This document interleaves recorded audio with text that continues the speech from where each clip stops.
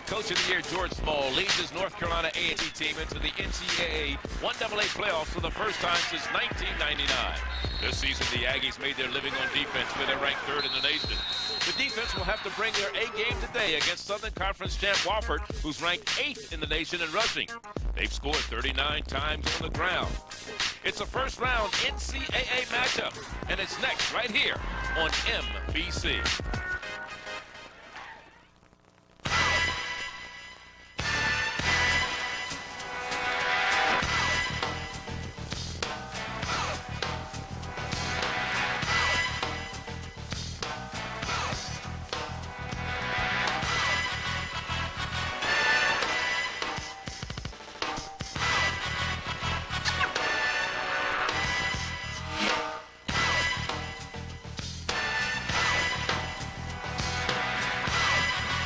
We're at Gibbs Stadium on the campus of Wofford College in Spartanburg, South Carolina for a 1AA matchup as the Terriers of Wofford host the Aggies of North Carolina A&T representing the Mid-Eastern Athletic Conference. 121 teams started the season. Only 16 made it to the playoffs, including Bethune-Cookman from the MEAC, who's hosting Florida Atlantic today, while the Aggies are taking on the 3rd-seeded Wofford College. Hello again, everyone. Charlie Nail along with Jay Walker, and welcome to Spartanburg, South Carolina. You know, just 2 weeks ago, the Aggies wrapped up the MEAC championship. Last week, they didn't even show up in their season finale as they lost to South Carolina State by 40 points. They can ill afford to not show up today against Wofford. Yeah, and in this weekend of giving thanks all across the country with Thanksgiving weekend in mind, the Aggies have a whole lot to be thankful for. Thankful that last week stood for nothing. It's a brand new ball game today. The playoffs are starting now. Forget about the miscues from last week and move forward on that thankful season that you had. And let's talk about the ones to watch, some key people in today's game.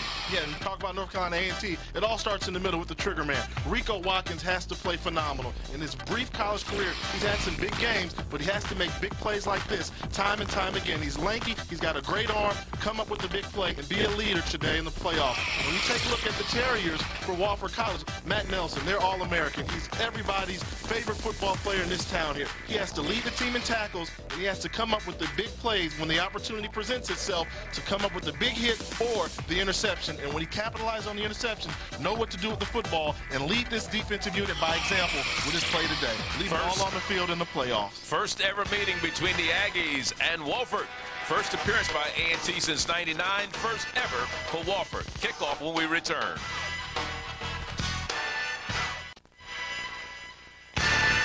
Today's game is brought to you by Office Depot. What you need to know. Back here on the campus of Wofford College for this 1AA playoff. Third member of our broadcast team, along with Jay and myself, is Rob Jones. He's down on the sideline. Let's go down to Rob now. Hey, it is definitely playoff football in the atmosphere. The weather is chill and it's cold outside. It even smells different for this football game. The Wofford Terriers, they have a packed house. The Aggies, they brought a busload of people down here. And what a difference a year makes. Last year, Wofford's coach Mike Ayers and his team, 9-3 in the playoffs. They were snubbed, so they took care of their business and made sure they won the conference outright. Coach Smalls on the other side. Last year, A&T 4-8. He comes in, first-year coach, and they win the MEAC conference. They're no strangers to the playoffs. Last year, a couple of years ago, they made it here, but they come in banged up a little bit. Freshman linebacker Herbert Dixon nursing an ankle injury, but he will play. And also Chris Hill will move from the defensive side of the ball to offensive side. Patrick Jordan, who was suspended for violating team rules, will sit and watch this game. This should be a great one. Two great defenses going head-to-head. All right, thank you very much, Rob. And this one's about to get underway. The Wofford College team will be kicking off. As we look at it from left to right, with their gold pants, black jerseys, gold helmets to the Aggies of A&T. And it comes down at the 5-yard line. This is Brad Hinton on the return, and Hinton out across the 20 to about the 22-yard line, where the Aggies will get the ball first on offense, first down and 10, led by Rico Watkins, the transfer from Oklahoma Junior College. He's out of Tulsa, Oklahoma, Booker T High, wearing number 15. And there are the stats on Watkins so far this season. 911 yards, 7 touchdowns. First down and 10 from the eye. Gives it a second back throw. That's Patterson. Patterson weaving his way across the 25 to about the 26. A gain of about 3 on the play as you look at the backs and receivers. Michelle Hollingsworth expected back after sitting out a week ago. Trey Hadrick will be at the fullback spot. The wide receivers, Jamal Jones and Bud Phillips, a pair of good ones, while Trey Mack is the tight end. The offensive line, Cato. Chris Hill moves, as Rob told you earlier, from the defensive side of the ball. Chris Gates gets to start at right tackle. His starting lineup brought to you by Jeep. Trying to stay on the ground. Warren running wide to the left to the 25-yard line. Nothing doing there as we look at the defense of Wofford. They play a 3-4 with Presley, Bethay, and Basinger, the down linemen, the linebackers of Freeland, Thurman, Thrift, and Whitaker. The secondary consists of Thomas, Steele, Nelson, and Stuckey. So to bring up as those lineup brought to you by Jeep, the most important winning 4x4s in the world. Third down. Watkins to throw, has it complete, far sideline, and getting the first down is Doug Brown, out of Greensboro's Ragsdale High, wearing number 5 over there, and for him, his 25th reception of the year. That's what North Carolina A&T can do well. Rico Watkins threw the ball. Wofford was in a great coverage, but the athleticism of A&T showed where the wide receiver was able to make the defensive back miss the initial tackle to give the Aggies a first down. Very important first down, especially on that third down situation with a team that's only converted 31% of third downs this season. And again, they keep it on the ground. Frank Patterson breaking tackles, and Frank Patterson picking up about 5 yards on the play. It'll be second down and 5 for the Aggies. As you see Patterson, who started the season in fine style this year, first game of the year, 173 yards against the Eagles of North Carolina Central. Yeah, and Patterson's a good north and south runner. He runs straight ahead, doesn't run sideways, does a good job of keeping his pad level square, so he's always able to pick up those extra yards just by his momentum alone. Second down.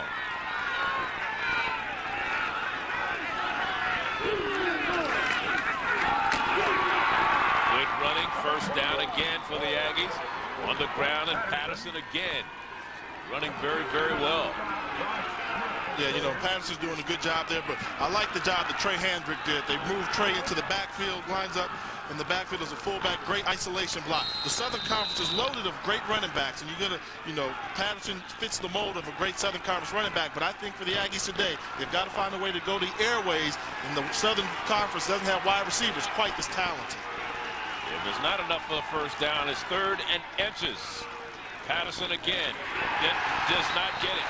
He is met by big number 92, Katon Bethay, out of Milton, Wisconsin. The sophomore, 270 pounds, came through with a vengeance. Yeah, this is what happens when you miss blocks. He's going to slide down there, and once he slides there, he got this pad level square. If the Aggies they missed what they call a tag call. They're supposed to be 2-on-1 up the middle, not 1-on-1 blocking. When it's third and short, you got to have a double team in the middle, not 1-on-1. And Bethay did a good job of sliding down, making the tackle. That brings on the punter for the Aggies, Yannick Matthews. He had a punt blocked a week ago, 5th in the conference, in the MEAC that is, in punting. And he drives the Wofford return man, that is Wood, all the way back, in Wood finally run out of bounds at the 39-yard line. Great return, Akil Wood, the junior, out of Spartanburg, South Carolina. Yeah, and you see the snap here on the ground, and once it's bobbled there, you can't have that in the playoffs. You have to have a good crisp snap. The punter Matthews does a good job of just getting it away. Once the snap started off, A&T's got to shore up these special teams, because when you're in the playoffs, you have to play perfect football. They got away with one there. So from their own 39-yard line, Wofford gets the ball first time today. First down and 10. Jeff Zolman will be the starting quarterback. They play 2 quarterbacks throughout the game. Zolman will play the first series in motion. Now Zolman going left, and he pitches off to KJ, the freshman running back, and a good saving tackle on the far sideline because KJ was on his way, but finally coming up to make the stop was Charles Harper. Yeah, I'm sure you take a look at Jeff Zolman's numbers there. Doesn't throw the ball a whole lot, but it's his responsibility to get this offensive unit into the right play call on the field. If you haven't seen a Wofford wing bone offense, the lineman's going to look off balance. You're going to see 3 people in the backfield, 4 men on scrimmage. It's helter-skelter, but you have to play disciplined football. On second down, J.R. McNair going for the first down. Had to get to the 49-yard line. Let's look at our Jeep backs and receivers. J.R. McNair, along with Kevius Johnson, we call him KJ, and Aaron Johnson in the full house backfield. The receivers, Curtis Nash and Adam Regenthal, is the tight end. The offensive line of Bentley, Gibbs, Anderson, Dutch, and Hodak. They're good ones. It is third down and inches. Zolman calling signals. And the pitch this side to Kevius Johnson. Johnson has the first down and has finally run out of bounds in front of his own bench, but not before he gets to the 45 of North Carolina A&T. They do not have big backs in terms of height, but they get the job done. As you look at the defense of the Aggies, they play a 3-4 with Ricky Lewis, Marcus Lewis, and Osita Alaribi up front. The linebackers are Shamar Milton, Herbert Dixon, Joey Lance, and Douglas Okorocha. 7-yard gain on that last play, and they keep on the ground going straight ahead with McNair as the secondary for the Aggies. McCoy still out, Thurn Thomas gets to start, along with Deloach, Ravenel, and Charles Harper. Brought to you by Jeep, the most award-winning 4x4s in the world. Second down.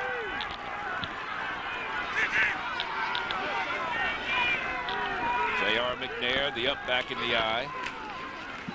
And again, Kevius Johnson, and Kevius does not get away from Jermaine Brantley.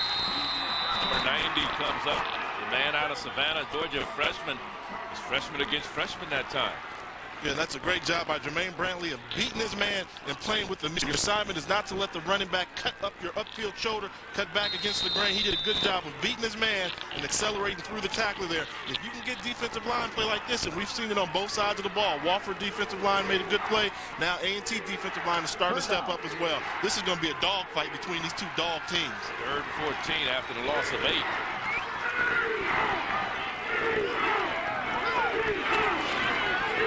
To Kevius Johnson. He has a little running room over there, but not a whole lot, and he's brought down shy of the 40-yard line to bring up a 4th down situation. Again, it was Harper who came up to make the stop. Yeah, what you saw there was team football. The Aggies did a good job there. It looked like that play was going to be a big gainer, but you had one guy shield and take on the upfield blocker. The next guy has to come up and wrap and make the tackle to finish off the job that they started. Both teams were showing good team defense, but we knew we would see that because these are two great defenses we're looking at today. Jerry Minor, one of the top punters in the nation. The rear averaged 40.6 yards per punt back to do the punting. And boy, he gets some great hang time. Great hang time. And they're going to down it. I mean, he's not going for average. He's going for height and not allowing the defense or the opponents to return it. Great punt that time. 34 yards, but effective. The Aggies have it when we come back. Less for your next car. No score here at the 1AA playoffs. Wofford, representatives of the Southern Conference against the Aggies, representing the Mid-Eastern Athletic Conference. First down and 10 for the Aggies of A&T at their own 7. Second offensive possession of the afternoon. Here's a play-action play. Johnson throws, has a man there, and it is complete up to the 45-yard line. Great catch upfield that time by Kenny Perry, the junior from Jacksonville, North Carolina. Big gain up to the 45 from the 7, a 35-yard gain. Yeah, what do you do against a team that's trying to pin you deep in your own end zone? Well, you come out swinging back, and I like A&T's call there. Go with the play-action pass, hit them with the big play, so now the battlefield possession is in your favor. Great job and a great catch by Perry. Well, the play action is what froze the defense right there because they were so close. You're not expecting them to throw that deep in their territory, especially on first down. Yeah, Watkins just had the poise and calm to stay cool and collected in the pocket. Here's Michaud Hollingsworth, and he gets a first down to the 45 of Wofford. Yeah, you know, we talk about some of these things and what it's going to take for A&T to win. Well, let's see what Coach Maul thinks the keys to victory are. Key to today's win would be lack of turnovers, okay, not turnovers, whereas fundamentally sound and total focus. And those keys brought to you by Geico, the six-ball alternative. Hollingsworth again. Hollingsworth did not play a week ago. He had been out with an injury, but he's running with a vengeance today, and it's a first down for the Aggies. Yeah, I think what you're seeing here is this Wofford defense is very aggressive, but they're not used to seeing a team that's got the athleticism of A&T on every position. You're talking the centers are athletic, the defensive tackle. We know that A&T has a former defensive lineman playing offensive guard today, so there's athleticism all about, and A&T's built a little momentum, all started by that big play between Rico Watkins and Perry. As bad as Rico Watkins played a week ago, he's come out looking very sharp this afternoon. Here's an option back to Hollingsworth. Hollingsworth trying to turn the corner.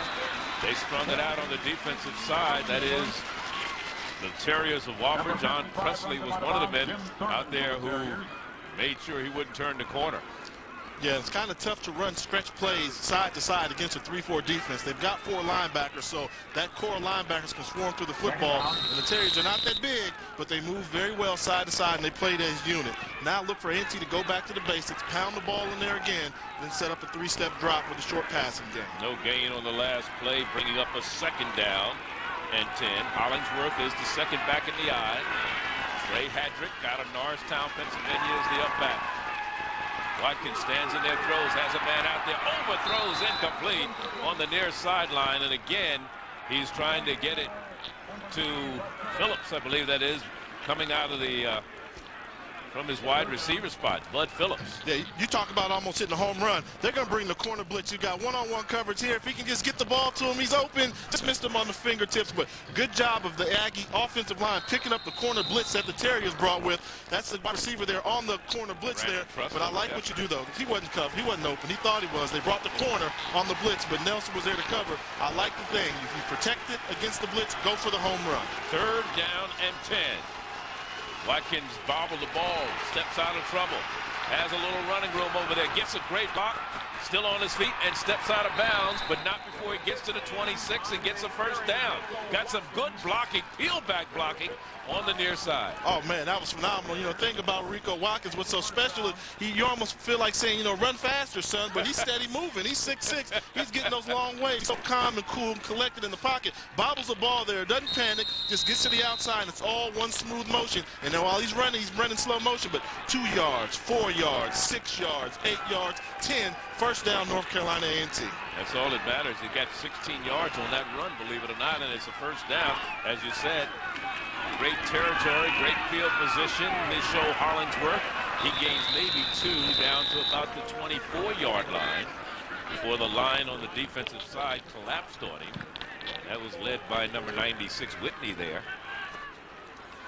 And what a great job by Coach Small. I mean, you know, to lose your starting right tackle first week of the playoffs has to be a stinger for the team. But the mark of a good ball club is how do you deal with adversity? And so far, this A&T line is doing a fantastic job of protecting their quarterback and coming together as a unit. That Aggies, they walk on the field together, and they're going to play on the field together, too. Second down and 8 after the gain of 2 by Hollingsworth. Play action again. Looking for Perry. They're going to call it an interception and a touchback.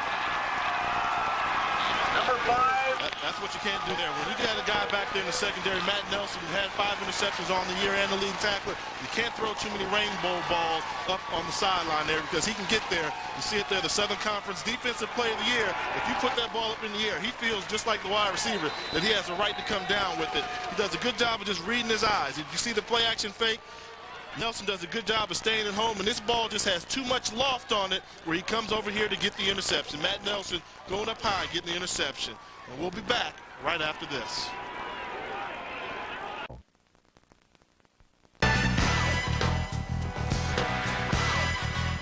Mark Gray with you back at the Geico NBC Sports Desk. Bethune-Cookman not having any hangover after their Florida Classic comeback. First quarter now, they lead at home in Daytona over FAU 14-0. 8 games on tap in the 1AA playoffs. UMass over Colgate, Delaware. Also from the A-10, leading Southern Illinois, Montana, Western Illinois later.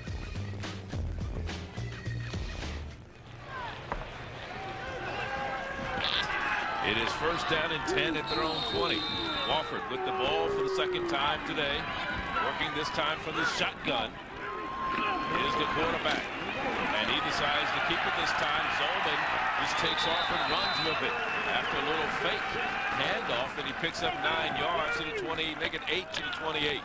Yeah, we figured the Wofford throw the ball maybe 7 to 10 times today. Lined up in the shotgun, I was like, is this a different wrinkle they're using? But every now and then when you get the shotgun, you make the defense show you what their defensive coverage is, and that's what the Terriers did there. We're down to 4 minutes and 50 seconds to go here in the first quarter play, and no running room that time as they tried to go to the left side, keeping the ball on the ground.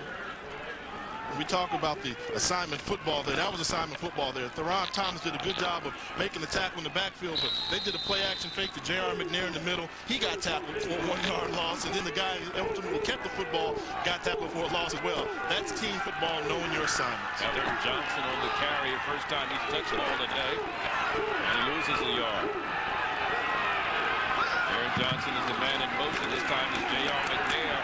J.R. McNair is wrapped up immediately by Joey Lance, the fifth-year player, or the grad school player, linebacker, out of Charlotte, North Carolina. So to bring up a punting situation again for the Terriers. Yeah, one of the reasons that we thought that A&T had a chance in this football game was the fact that they're led by their linebackers. The strength of this defense is their linebackers. Lance Milton, Dixon, and Okorocha, those are great linebackers, showing what made them an all-defensive selection throughout the year. Fourth down.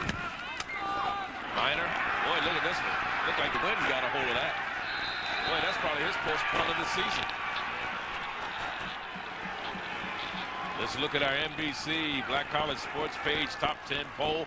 Did not change from a week ago. This is brought to you by Office Depot. Grambling, Southern, A&T, Bethune-Cookman, Alabama State, who won the Eastern Division of the Southwestern Athletic Conference, and are awaiting the winners of today's Bayou Classic between Grambling and Southern to see who plays for the SWAC Championship. Rounding out the top 10, Albany State winners of the SIAC, followed by Alabama A&M, Hampton, South Carolina State, Alcorn and Tennessee State tied for 10th. Brought to you by Office Depot. What you need to know. Only a 13-yard punt that time by Minor. And here are the Aggies again, and spinning and turning, but a 4-yard gain as Frank Patterson. Or is that Scriven? Scriven. First time we've seen him run the ball today. Yeah, that's Scriven. You know, A&T, what they've done for years, they used to have running back by committee. Well, certain things haven't changed. What Coach Small did was go back to the tradition of being running back by committee with Patterson and Hollingsworth and Scriven. And also, more importantly, he brought that Blue Death defense back. And that's bringing a lot of pride back to this Aggie program. Down to 3 minutes left in the first quarter here. This Aggie team. I put something on the board. Here's Rico Watkins with time. He got a man open. He just couldn't get it to him. He had a man wide open. He's still on his feet. He's in trouble. And he's going to lose yards all the way back to the 48-yard line. They say he fumbled the ball, and they've got it back somehow. You know, and he's such a great athlete that he tries to make things happen. I mean, we thought that he was going to get sacked. Jamal Jones was wide open. Jamal Jones was looking. He was looking downfield, and it looked like he was going to get sacked. And his athleticism, you'll see him get away here. You've got the one-on-one here, and Jamal Jones is going to find an opening here. That's who he was looking at there, trying to find a weak spot to throw him the football. But then he gets away from one tackler, and once he gets away, get rid of the football. Throw it away. Don't get sacked and lose 8 yards when you don't have to. Lost 13. Yeah, he lost 13 yards, so you can't afford to do that in the playoffs when the game is all about field position. Every yard also counts to 3 points somewhere along the line of the game. Third and 21 for the Aggies. Steps up, sacked. Well, he shouldn't be sacked. he got something out of nothing on that. Somehow he made some yardage, but he brought John Presley, took him for a ride. But he did gain about 4 or 5 yards on that when Presley had him wrapped up. Yeah, I don't think Presley's used to tackling quarterbacks that are that big, 6'6", 210 pounds. Presley's 6'2", 250 pounds, so he kind of went along for the ride. Here's Yannick Matthews back to punt it away on 4th down.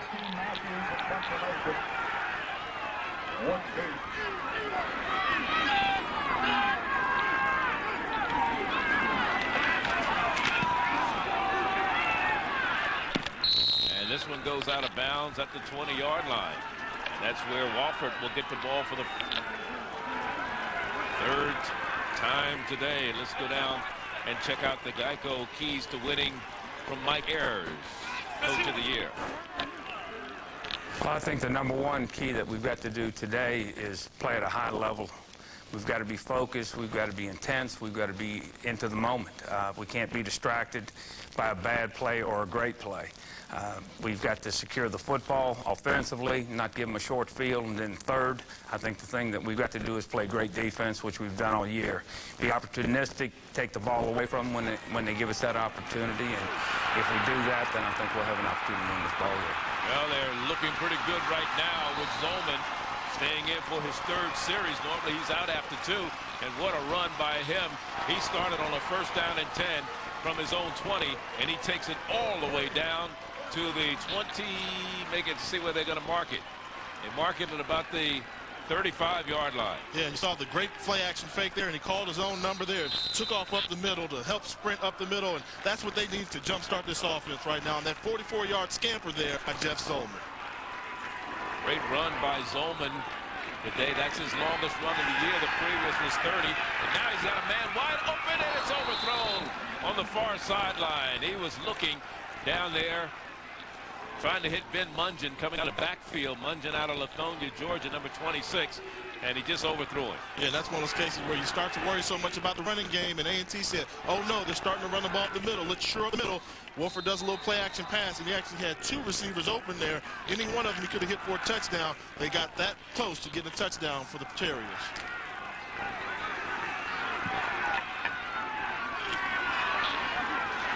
It is 2nd down and 10.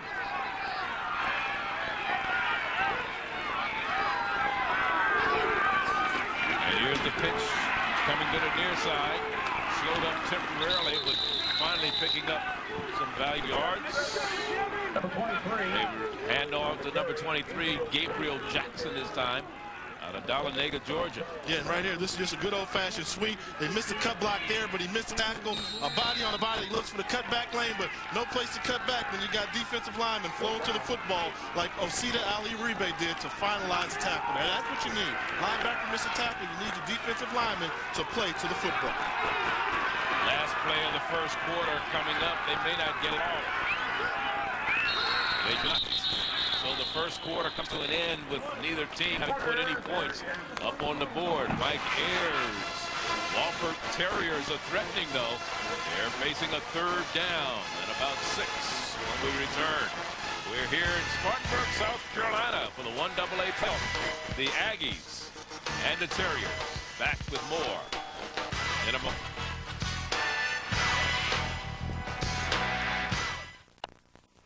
As we start the 2nd quarter, no score between the Aggies and Wofford. Let's go down to Rob Jones. Hey, the Terriers defense got the offense in this position to score. Every year, these guys, before every home game, the defense comes out and rubs this peculiar-looking object called what they call the broad axe. The defense rubs it, and so far it's been, there it is right there. All the players on the defense rub it, and it's been working. They're 6-0 undefeated at home this year, and they do it because they heard of this statement from the former North Carolina head basketball coach Dean Smith, who says a defense when forcibly applied is like a broad axe. And those last 2 defensive stances by Wofford, they came like a broad axe. They certainly did. They did. This is something that Wofford likes to do a lot. 4th down, not uncommon for them to use all 4 downs to try and get a 1st down. First time they're trying it this time in the game. They've done pretty good this year on 4th down. As you see, it looked like some movement up there. And here's the quarterback. He got away from one man, and he's trying to get to that 1st down marker. Did he get there? I don't think so. So they're going to turn it over on downs. He was knocked out of bounds just inside the 30 at about the 29. He had to get down to about the 26. Yeah, and that was a great job of the nose guard for North Carolina A&T, realizing the center snapped the ball. Take a look here at Lewis. He's going to realize the ball is snapped. The center's going to snap the ball. Everybody else doesn't realize that the center snapped the ball with the snap count. Once the ball snapped, he takes off. He comes hard for the ball. Everybody else is pausing there looking around like, was it a false start or not? Play through the football. Wait till you hear the whistle blow. The whistle didn't blow. The Aggies swarm. 1st down, North Carolina A&T. Only mistake made in the ball game so far, the Aggies, was an interception, which did not lead to any Wofford points. And they have the ball for the 4th time. They get the fumble. And let's see. Watkins gets it back. He had problems slipping a week ago. on the wet grass in Charlotte, and today has had trouble handling the football. Right there, that's twice we've seen him bobble the football today. Yeah, and you got to wonder how much patience Coach Maul will have with this, because the only thing Rico is every now and then he's just so laid back and so smooth and so lackadaisical. The little things like securing the football, making a clean handoff, he gets away from him sometimes, so he can't afford to do that here today. As we look at Coach Small, I mean, one of the things about it, we mentioned he was a Coach of the Year in the MEAC Conference. Took a team that won 2 conference games all of last year to the conference championship and brought a lot of pride and played in the NFL for the Patriots, for the Giants, for a plethora of teams there, and knows what it's all about, and was a good coach at Kentucky State as well. And he just did a fantastic job with this football team. And both of these teams are very finely coached. After a loss of 12 on the bobble snap by Rico Watkins, it brings up a 2nd down and 12 for the Aggies of A&T. And here's a pitch back to Frank Patterson. Patterson trying to turn the corner, held over there, and will not get around the corner. Great defense applied by Alex Love over there, number 11, who came up from the secondary spot to make the stop, sophomore out of Decatur, Georgia. Yeah, what they did was stretch it out here, but I want you to take a look at the left tackle here. Once the pitch is there, once you get your back turned right there, number 75, John Cato, his back was turned. He was being pushed in the back by the D-line. That's called a defensive line getting pressure. They're doing stunts there on the defensive front for Wofford. What does a stunt mean? They're guessing either right or left before the play's even called. Rush hour offense has been caught in a traffic jam so far today. 3rd and 13. Watkins throws, has it complete to Trusty. Trusty out to the 31, but not enough for a 1st down to bring up a 4th down punting situation, and that'll bring on Yannick Matthews. And what happens when you get a game like this where field position is the key, whoever makes the first big play on special teams can get that momentum going their way, and A&T's got to shore up their punting game. Furman was a team that Wofford hadn't beaten in a while, and they managed to get by them and won the defensive battle 2 weeks ago, 7-6. Yannick Matthews punting for the 3rd time today.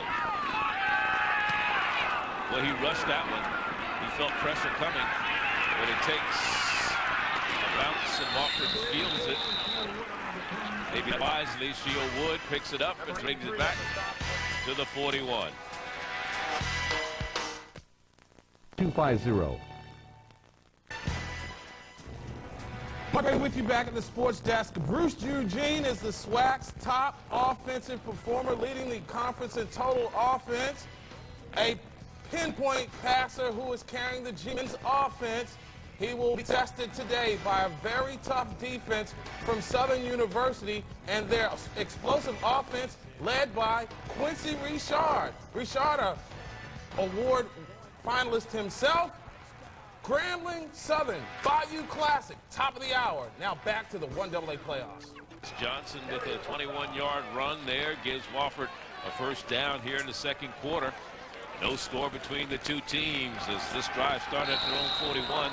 Now down to the Aggie 38-yard line. 1st down and 10. Straight ahead, J.R. McNair, the student body president, the senior, who's a finance major and a philosophy major, who came into the game with over 1,780 yards rushing throughout his career. Here's the stats on JR. He gained 8.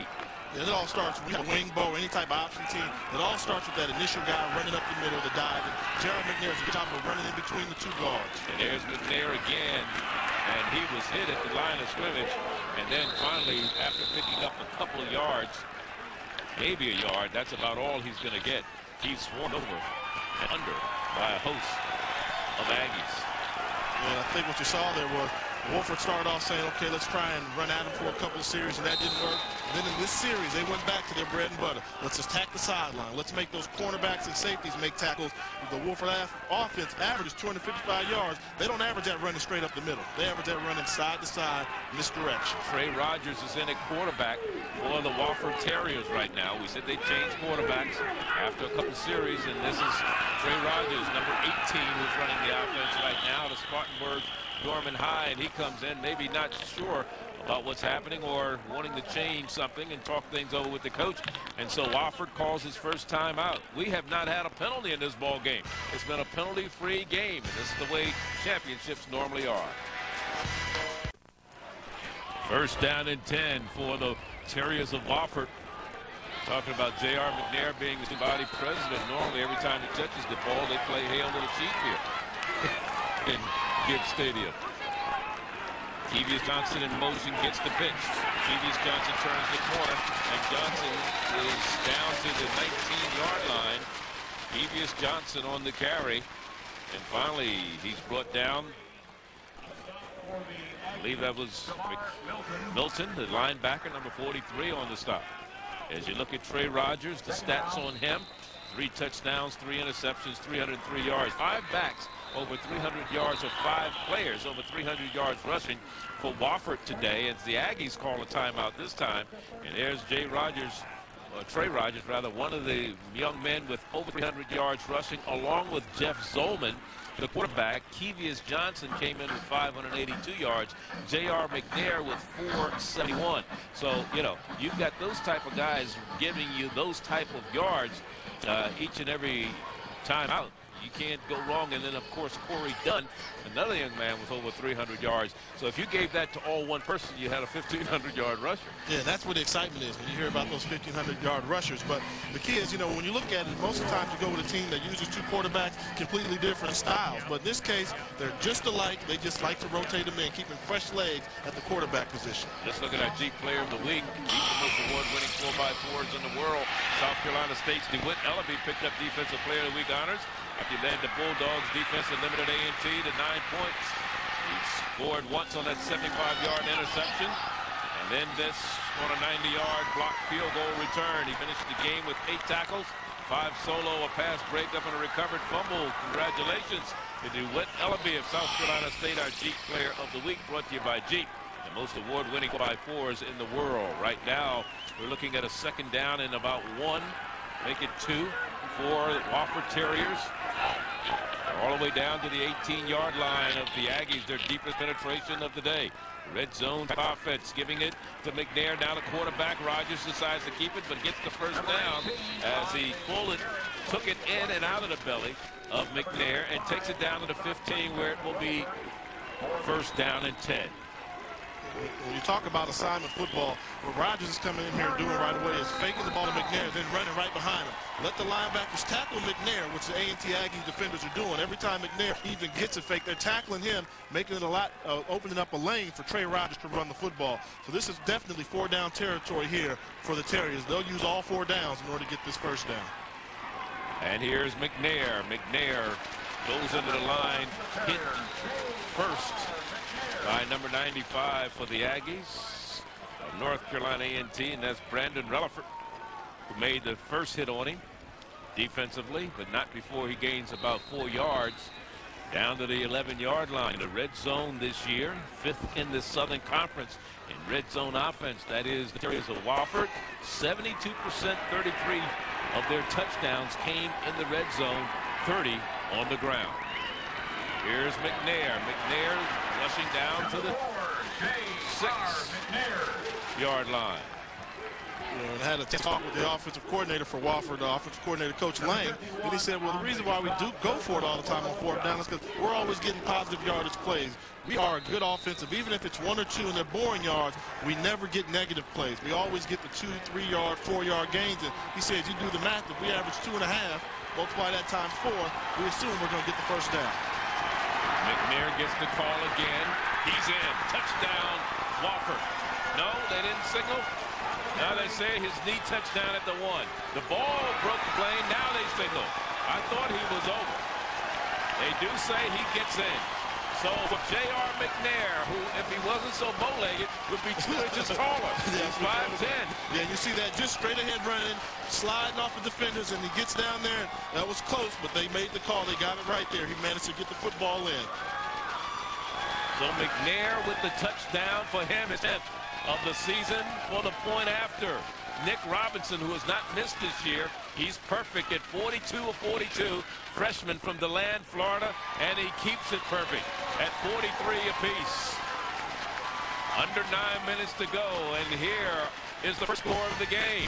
J.R. McNair, a cousin of Willie Gary, the chairman of MBC, and he makes his cousin proud.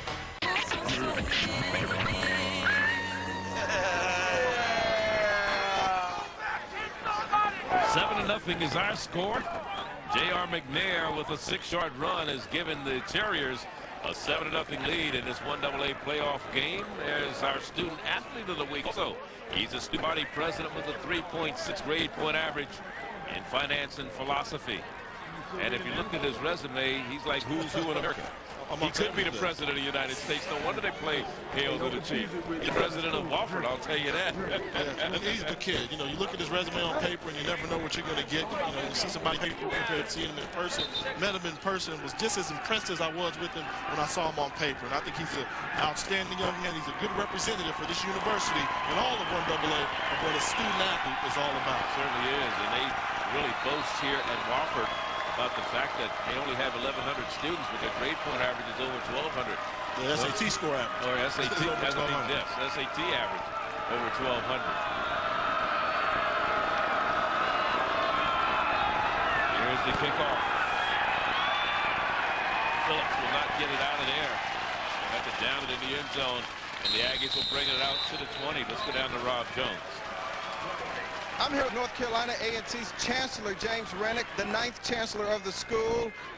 Right now your team is down, but you have to be excited about being here. I'm very excited. I'm very proud of these young men. I'm proud of the coaches. I'm proud of the support. As you notice, we've got a great crowd here of graduates, and so we're all really proud of this program. You know, MBC has been covering A&T all year long. I'm talking about that relationship. We're very appreciative of MBC. The exposure that we get and the exposure that other HBCUs get really add value to our school, and that really extends our brand beyond the university. And so we're grateful for the relationship that we have with MBC. Great success in football. Now basketball season tips off January 10th. NBC is there. Talk about that. Well, we're excited. You know, we had a few struggles last year in our basketball program, but Jerry Eves has come into town, and we think that give him a little time and get the program together. We'll be very excited about what he can do. All right, thanks a lot. Dr. James Rennick, Chancellor of North Carolina A&T, one of the best colleges in the country for engineering and technology. And don't forget our live black college basketball on NBC against January 10th. We'll kick it off with the Aggies hosting Maryland Eastern Shore, followed by Texas Southern and Prairie View in Houston. A doubleheader day on January 10th and a doubleheader defensive stand on the part of the Terriers of Wofford as Joe Harlingsworth loses his pants turning the corner there. Yeah, he was brought down by Teddy Whitaker. Teddy Whitaker is the most athletic of all the linebackers here. He's the one guy in this roster that's got that pro size. 6'2", 230 pounds, senior outside linebacker. Did a good job of bringing him down, and quiet as kept. North Carolina A&T, Coach Small, went with a quarterback change. He decided to bring in Marshall Glenn, who we thought we might see if Rico didn't get some urgency in his step, and Marshall Glenn, the new quarterback for North Carolina A&T. Glenn, of course, a sophomore out of Charlotte East Mecklenburg High. And he's back to pass. He scrambles away. Has some running room across the 35, out to the 37, has a first down and enough to move the chains for the Aggies. So Marshall Glenn, the stats on him, he came in relief a week ago against South Carolina State in a 17-yard gain for Mr. Glenn. Yeah, you see there off the play action pass, and I like what he does. Guys going the wrong way, don't sit around and run sideways. Just turn around, run upfield, eat the ball. In this case, he ate the ball and still gained a first down. Good job by Marshall Glenn. He's one of those guys came out of high school, very highly recruited. And I saw last week he threw some great passes. He's a fantastic passer. Once he learns the system, he understands where to go with the football. First down and 10 to the Aggies right now. Hollingsworth, Whitaker, and a fumble, and it's picked up by Wofford. The second turnover by the Aggies today. Hollingsworth had it. He was hit by Whitaker, who caused the fumble. And Wofford has great field position at the 20. Yeah, what you're going to see is just Teddy Whitaker living in the North Carolina A&T backfield. He beats his man inside the trap, gets his hands around the ball carrier. Ball carrier Hollingsworth puts it on the ground, and then the Terriers try to capitalize. First guy tries to run with it. Second guy just falls on it. You see Teddy Whitaker with a great play there, and then the first guy bobbles it, then they just sit on the football there. We talked about how greedy this Terrier defense was. That's how they create all these turnovers. 36 turnover on takeaway this year. Here's Rogers throwing, almost intercepted, out of the hands of one of the Aggies. I mean, it was a golden opportunity for A&T to get the ball back, and there you see number 55 that bobbled it and had it in his hands. I mean, you're talking about the volleyball type situation. That's Marcus Lewis just couldn't hold on, and then 96 had a shot at it. That's Alaribi. He couldn't hold on. Oh man, I mean, you know, ball split him right between the numbers there, and he wasn't expecting that there. That's one of those plays that can change the momentum of a football game. And when it's going your way, you come down with that football, and things are starting to go bad for you, you turn it over. We talked about Wofford turning over the football, plus 20 turnover marks. That means they've capitalized on turnovers 20 more times in their opposition. Right now, they're holding a 2-0 turnover advantage in this football game. And you talk about that, you know, they ranked 8th in the nation, tied with Nebraska in all of football, 1 and 1AA in the giveaway takeaway ratio, coming in at a plus 18. Yeah, that's a fantastic job, because think about this is the fact that Nebraska's got about 105,000 people at their games every Saturday, and Wofford's got about 15 here. But hey, football's football. Whoever turns it over is going to have success. 3rd down and 8 for the Terriers. Now we have a flag, maybe offsides. Let's see. First penalty of the ball game. First one, and we're down to what, 6 minutes to go.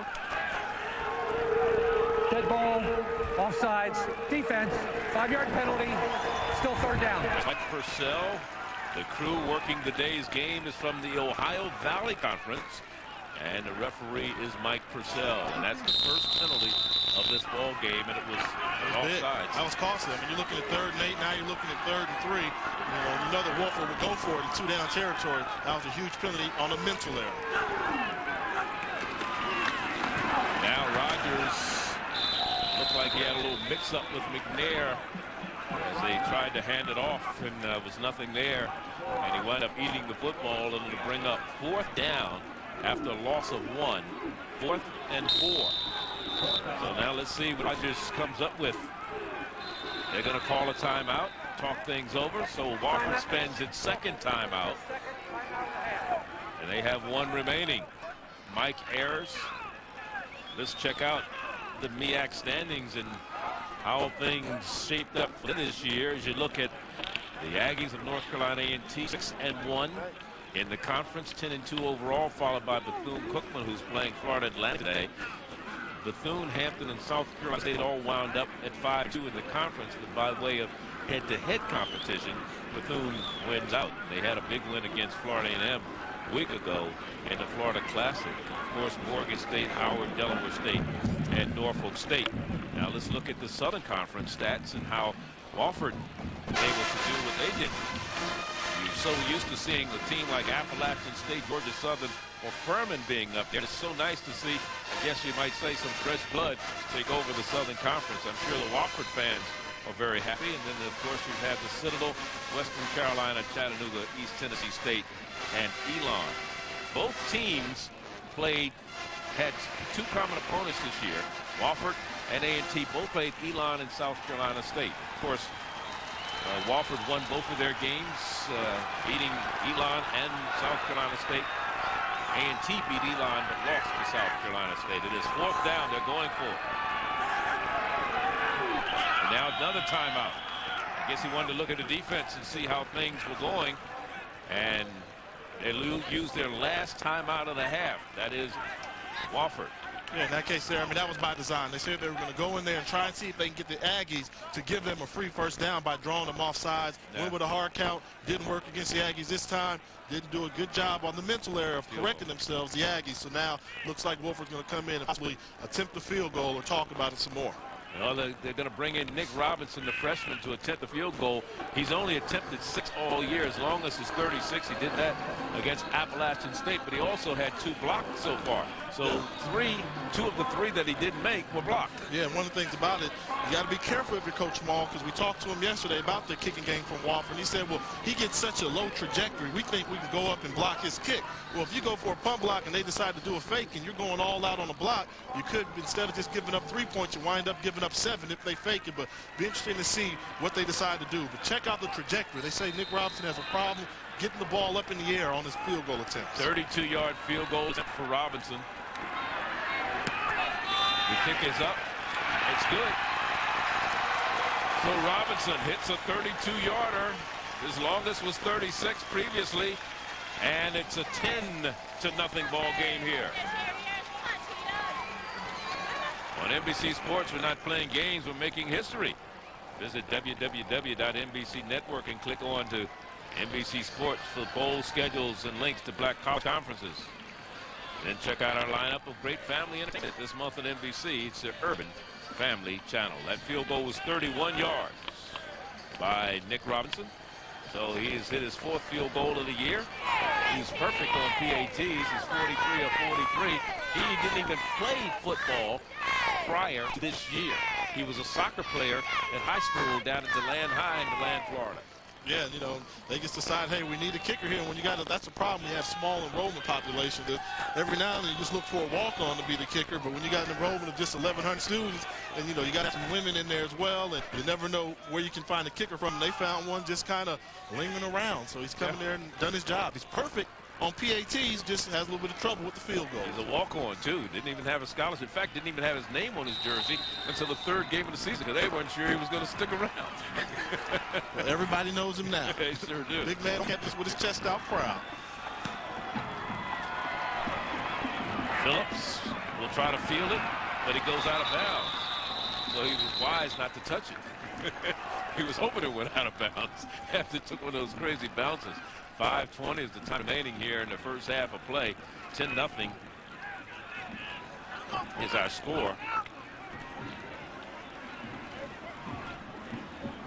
A field goal. Got a kickoff out of bounds on the kicking team.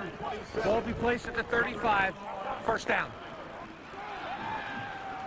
So we saw in that last drive, they made the quarterback change, and Marshall Glenn actually came in and did a pretty good job. They had the turnover that Wofford capitalized on and kicked the field goal. But let's see if A&T goes to the passing game and tries to get Jamal Jones and those guys and the wide receivers involved with the new passer in the football game.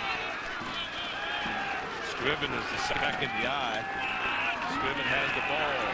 Scriven is up across the 35 to the 38-yard line, a gain of 3. 2nd down and 5. Whitaker's been busy on that defense, hasn't he? Yeah, he has. But I like that play call. That was a very boring play. You look at the result. It was 1st down. They picked up 2.5, 3 yards, but that was a good hard run. And you started letting your big back Scriven utilize his manpower on these guys from Wofford. That's one of those runs that sets the tempo, sets the tone, saying, hey, if you're going to come tackle me, you better bring the whole lunch pail with you, because I'm going to run hard for the rest of the day. Yes, indeed. And again, here's Scriven. With nothing happening that time. He doesn't even get back to the line of scrimmage. Yeah, you know, we talked about defense. Both these teams coming here with great defense as well. This is hard hitting. Coming up here and wrapping a whole slew of Terriers surrounding the football, and that's what you did. You don't see just one Terrier defender there. You always see 2 or 3 or 4. And when you do get one in the backfield, capitalizing on the turnover to help set up the offense to put points on the board. That's what great defenses do. You never just see one guy in the picture. You see 3, 4, 5, 6, sometimes all 11 of the guys show up on the TV screen. On a 3rd down, an obvious passing situation. We'll call it 7 for the Aggies. Marshall Glenn rolls back to the right, steps up, throws, has it complete for 1st down across midfield into Wofford territory, and Bud Phillips on the reception for the Aggies. So Bud Phillips comes up with the big reception, his 18th of the year. Yeah, take a look at that. You're going to see Bud Phillips just settle down in the zone right over here. Finds a weakness in the zone. They're trying to play zone coverage. The reason why Wofford is playing zone coverage is because they respect the speed. And what do? Once a guy tackles the ball, you got to make him go down hard with the punishing tackle there. Good job by the Terrier defense. They catch the pass, tackle those wide receivers hard. They don't like to get hit that much. 16 yards on the catch by Bud Phillips, 1st down. And here, again, they keep him on the ground, and Scriven finding the going very rough as the defense. Presley leading it. Doesn't bend. John Presley out of Robinsonville, North Carolina. Robinsonville High, one of the seniors on that defensive alignment for Coach Mike Ayers. And Presley did a good job beating his man, but we always talk about the Terriers. There's always more than one. Teddy Whitaker was there to help him out. And look at that number there. I mean, that's what Wofford wants to do. Control the clock as well as outrush A&T. Both these teams want to run the ball. Wofford is dominating the rushing categories today. 9-3, this Wofford team a year ago, 6-2 in the conference. Felt they were snubbed by the NCAA. This year they can't be snubbed if you control your own destiny. Here's a pass complete. Trusty is close to a 1st down. He may not have enough. maybe about a half a yard shy. I think it's third down. And the difference there you saw with Marshall Glenn is when they blitz Rico Watkins, he likes to run around a lot. Marshall Glenn likes to just make that blitzing linebacker miss, but still keeps his head upfield looking for somebody to throw the football to. Good pocket presence and poise. This is a huge third down here for the Aggies. 2 minutes, 21 seconds remaining in the first half of play. Deep penetration now for the Aggies. Third down and inches. Here's Scriven, who has the first down to the 35. And although they capitalize on that, if I was Coach Small, I would learn page from the Terriers there. Don't go with a deep handoff on 3rd and 1. You tried that first drive and got stopped in the backfield. I don't like the deep drop handoff where you give it to the running back 4 yards behind the line of scrimmage. Because then you got to make up the 4. Give it to one of those quick hitting plays. Take a page out the Terrier playbook. That's all they do. Get the ball to McNair. If it's 3rd and 1, you know McNair's going to get it. He's going to be 2 yards away from the line of scrimmage. Second deepest penetration for the Aggies today. They had gotten down to the 24 in their second possession before throwing an interception. Here's Scriven. Scriven is down to the 24-yard line. So Scriven picks up another first down, and it's 1st and 10 for the Aggies on that 11-yard run. Yeah, and I like that. And if you're Carl Scriven, go back and tell your offensive linemen, hey, you guys open up those holes like that all day, I'll punish these guys. Wofford doesn't want to tackle him. You'll see the safety All-American come up here. Look at that great block there. But look at Nelson, or that's not Nelson, I apologize, that's Shane Fast. Got his head down right away. He didn't want any piece of Scriven. He had his head down 3 yards before he got there. A big running back, 6 feet, 215 pounds, that knows how to lower the boom. Feed the guy when he's hot. Giving trouble on that run, Carl Scriven. He has 20 yards on 6 attempts so far today. And he has the ball again, tries to cut back inside, but he's submarined. And he couldn't get anything going that time. Didn't get moving. And now, what you got to do if you're A&T, you got to learn. Last time he had the ball down here, Rico threw the interception in the end zone. You've got an all-conference kicker. Make sure that the worst thing that happens to you if you're North Carolina A&T is you bring Yannick Matthews on the field to attempt a field goal. Don't turn the football over. Try and get some type of points on the board before the half. 1 minute to go. Under a minute to go in the half. You want to go away with something. Full house backfield. Make that the shotgun is where they're working from. Room on this side to run for the quarterback. He goes out of bounds and stops the clock at this 16-yard line with 35 seconds to go. Yeah, good job. Get positive yardage. That's what it's all about. Getting positive yardage. Don't take the sack. Yeah, get you that much closer where if you do attempt a field goal, your percentages go up in the likelihood that you'll make the field goal. Now, if it's 3rd and 3, you can try a couple things. You can run the ball for the first down. You can throw the ball for the first down. 3rd and short is a very makeable situation. You start getting 3rd and 8 plus, then it becomes unlikely that you're first down. Don't forget, coming up, Offense Depot, battle of the bands at halftime to stay with us. 3rd down and 4.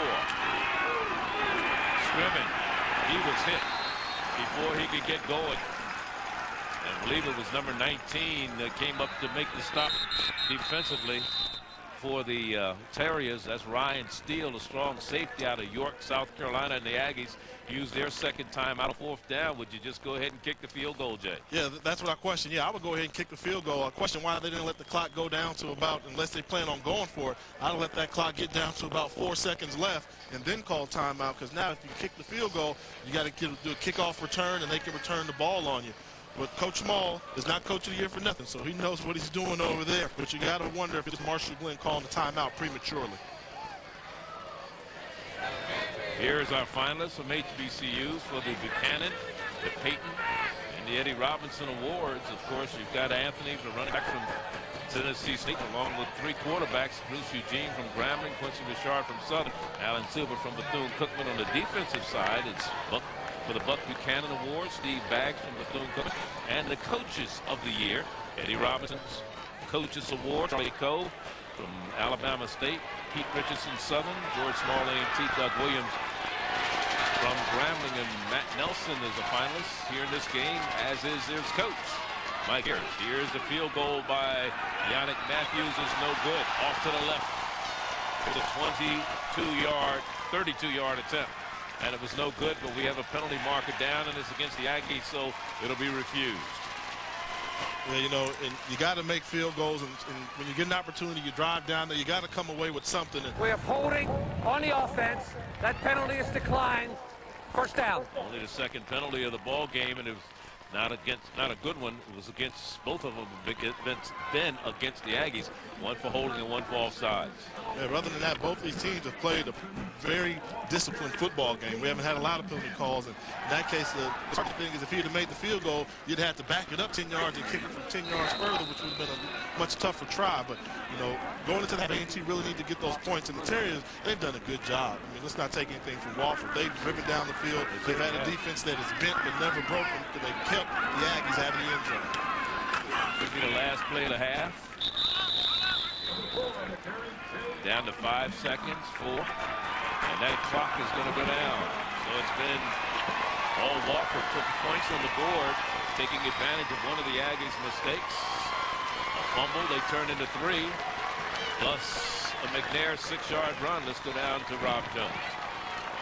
Coach, exactly what you're looking for at home, up 10-0, capitalize on their turnovers. Well, we really haven't played as well as we need to play. Defensively, we've got to do a better job containing our quarterback. Every time they get on the perimeter, they're making first downs. Offensively, we're still not in sync. Too many mental mistakes.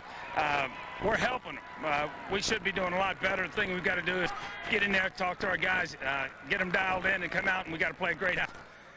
This team here is very explosive. This game will not be over until that final tick of the clock. Write that down. You're controlling the line of scrimmage. Is that the key?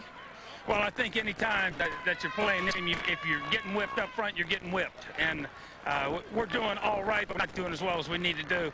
I'm pleased with, for the most part, the defensive front. We're getting off of blocks. We're making some plays, but we're doing a poor job on the perimeter as far as our containment.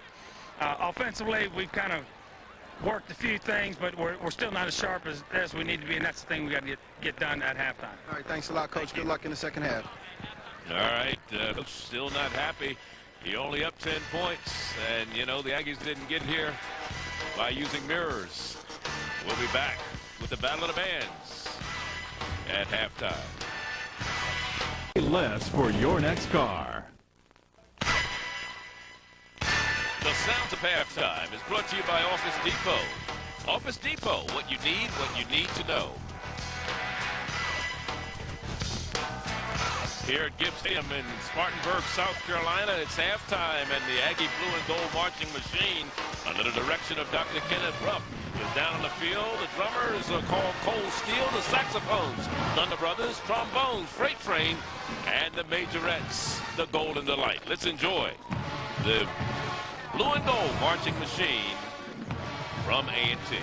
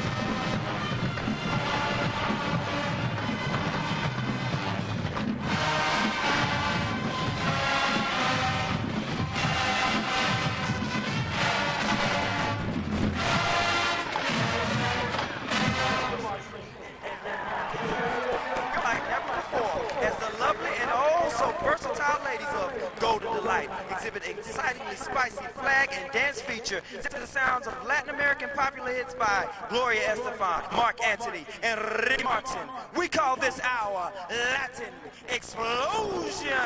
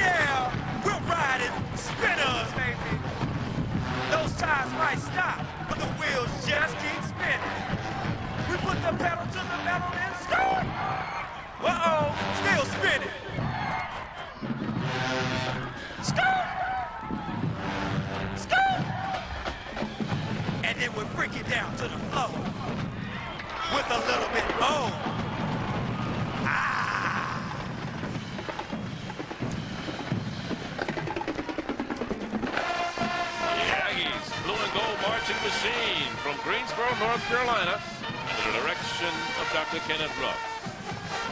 Back with more from Spartanburg, South Carolina, in just a moment.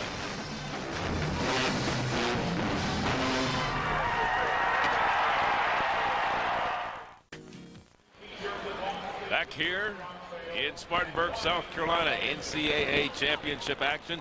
Division I AA playoff. Wofford leads North Carolina A&T 10-0. Let's go down to Rob Jones.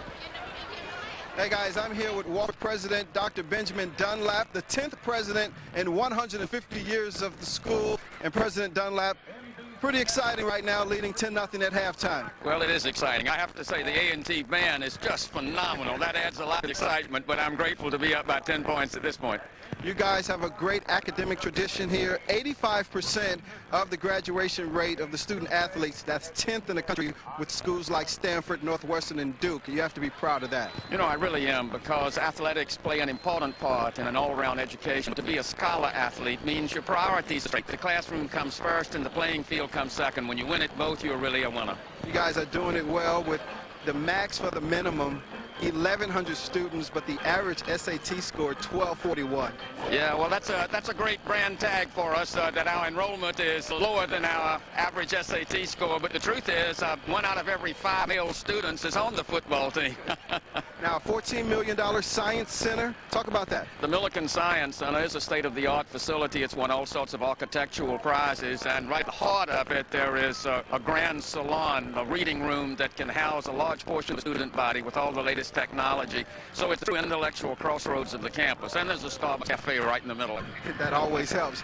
1,100 students, getting back to that, the smallest Division 1A, 1-2A school, and you guys are really doing some big things. Well, this has been a phenomenal season for us in football, and it's because of the coaching staff, and it's because of the players, and it's because of the fans, especially the Terrier Club. We get amazing support from our alums and other members of the Terrier Club, and that makes a big difference. One of those major alums, Jerry Richardson, the owner of the Carolina Panthers, 1958 grad of Wofford College, and over to our left is the Richardson Center. Just talk about what he's meant to this college. He was a trustee for decades, and of course it was his inspiration that caused us to go Division I, and then his very generous offer to help us have NFL standard facilities that enables us to recruit students. We still give fewer scholarships than almost any of our competitors, but we award them well, and we manage to win. That's right, Dr. Benjamin.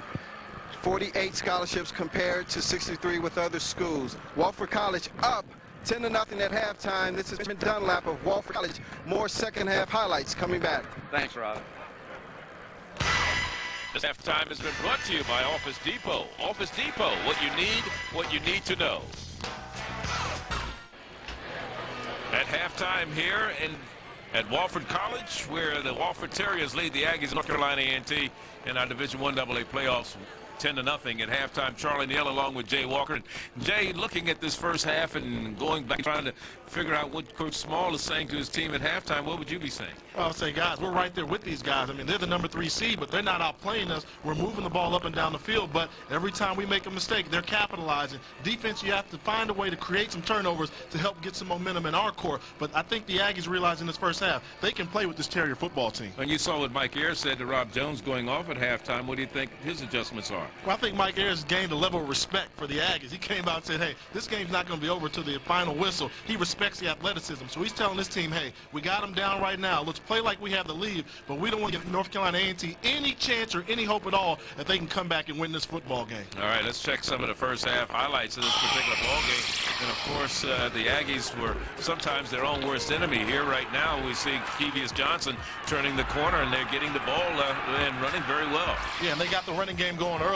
And for North Carolina A&T, it was a matter of doing some hard, right up the middle running. Scriven was running the ball, pounding the ball, play after play. But then what happened? They started to turn the football over. You see Rico Watkins just throwing the alley-oop type pass that Matt Nelson went and picked up off the air. And then the quarterback keeper right there. You saw zone and get the ball, sprint up the middle for a 44-yard pickup to utilize the running game that they had going on. And then after that, they got student body president involved. J.R. McNair pounding the ball in there for pay dirt to give them a lead. And then A&T turned the football over. Teddy Whitaker did a good job of shooting the gap, forcing the turnover. And after the Terriers got the football, well, what did good teams do in the playoffs? They capitalized on that, setting up a field goal attempt to make it a 10-0 score, which is where we stand right now at the end of the first half.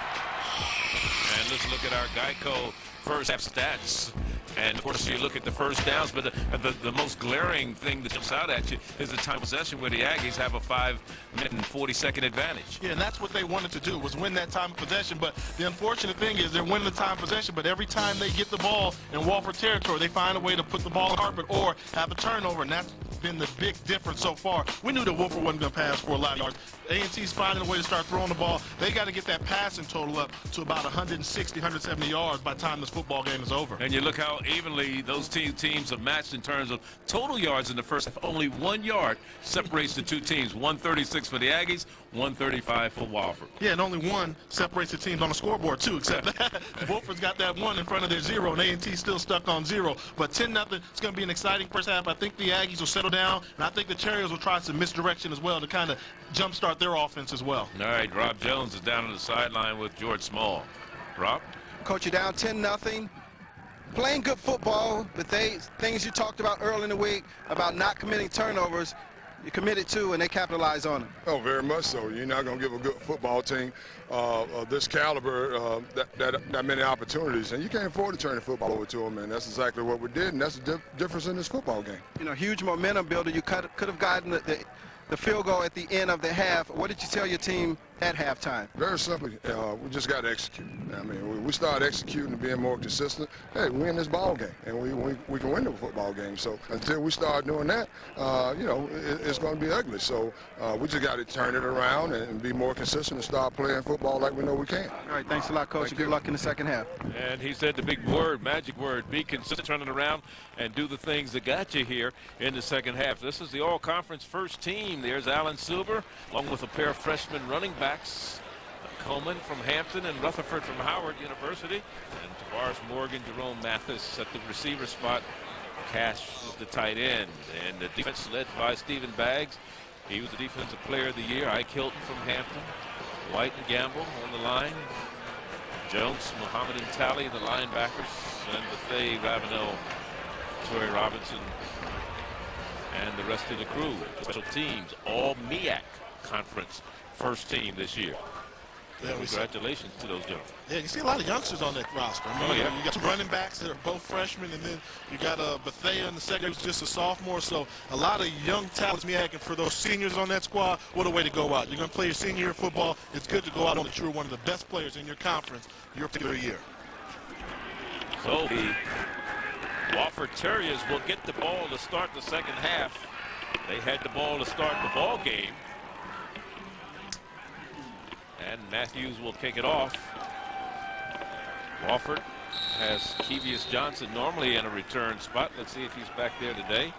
He's on the far side, along with Sheil Wood, who's on the near side. As you look at Yannick Matthews, who's not had a good kicking 2 weeks. He had problems against South Carolina State last week, missed a field goal today. And this one will not be returned as he gets it down, and Wofford will start the second half at their own 20-yard line. Yeah, when you talk about the second half and when you got teams out there in the playoffs, great teams know how to put their opponents away. Well, take a look at this Terrier-type team. What have they done? Give them a lead at halftime? You can cancel Christmas, basically. It's 43-0, 43 straight games in a row when they get the lead. So it's going to be a challenge for the Aggies. We knew it wouldn't be easy coming in here anytime you're going to playoffs on the road, but that's making it even more an uphill climb. Certainly is. First down and 10. Starting the second half here. Zolman starts the second half at quarterback, pulls it down on a little play action, and decides to keep the ball and run it up the field for a couple of yards. Yeah, and you can tell he's very well coached there. He looked for the pass there in the play action. It wasn't there. Oh, well, the pass is not there. Get me positive yards. That's what the coordinator's thinking, and Zolman does a good job of just getting positive yards, turns a nothing play into a 4-yard gain. Wofford doesn't try to beat you with 10-yard spurts. They want to beat you 4 yards at a time, 4 yards at a time. Second down.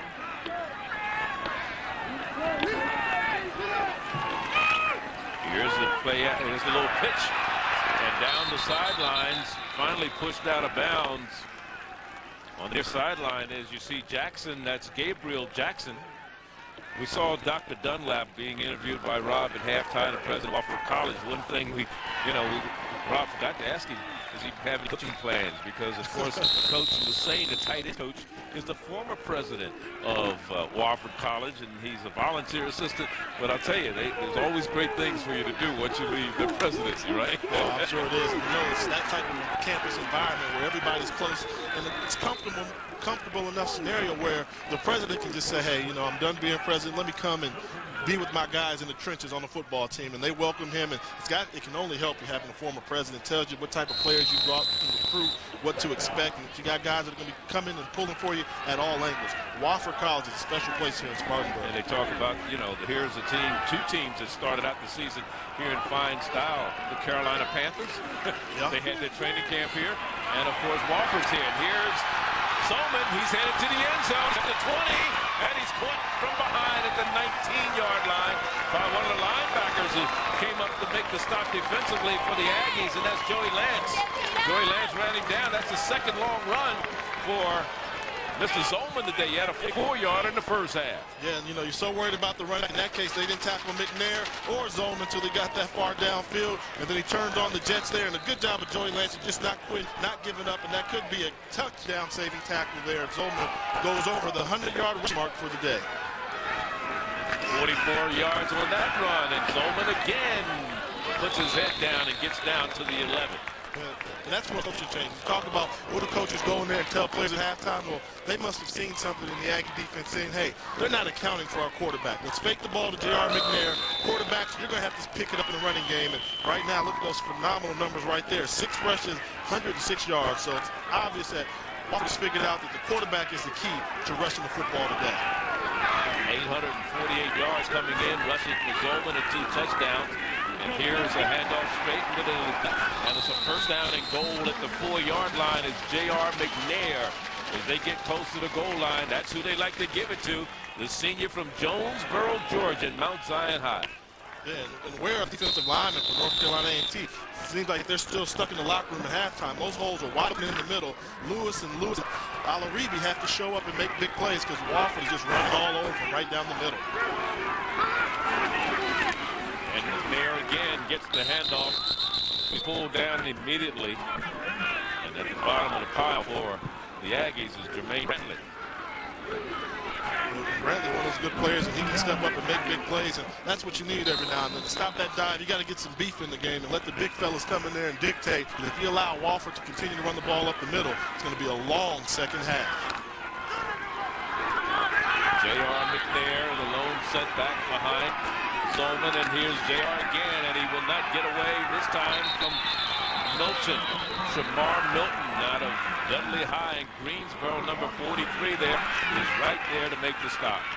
Yeah, and that's rising to the occasion. This is what they call Aggie pride. Shoot the gap, tackle the guy McNair. We saw him running a couple times on fakes up the middle. Well, if he gets the football, you knew he wasn't going to gain any yards. And if the quarterback decides to pull it out there, make sure he doesn't gain any yards either. Shamar Milton, a fantastic linebacker, 5'11", 235 junior. He can play. 3rd and 0 from the 6 after that's a 3.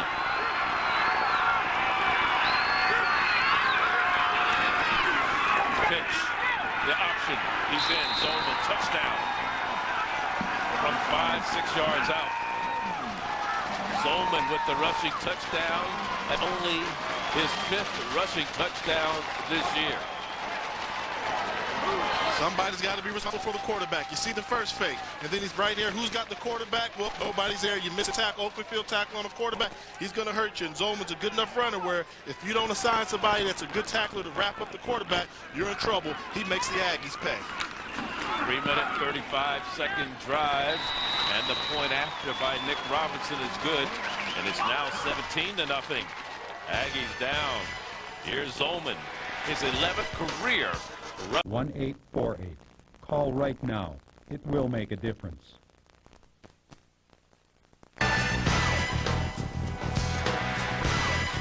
Here at the Geico NBC Sports Desk, Grambling versus Southern, 2003 Bayou Classic. First quarter, no score. Quincy Richard, 3-yard TD run, 11th rushing TD of the season, 7-0 Southern.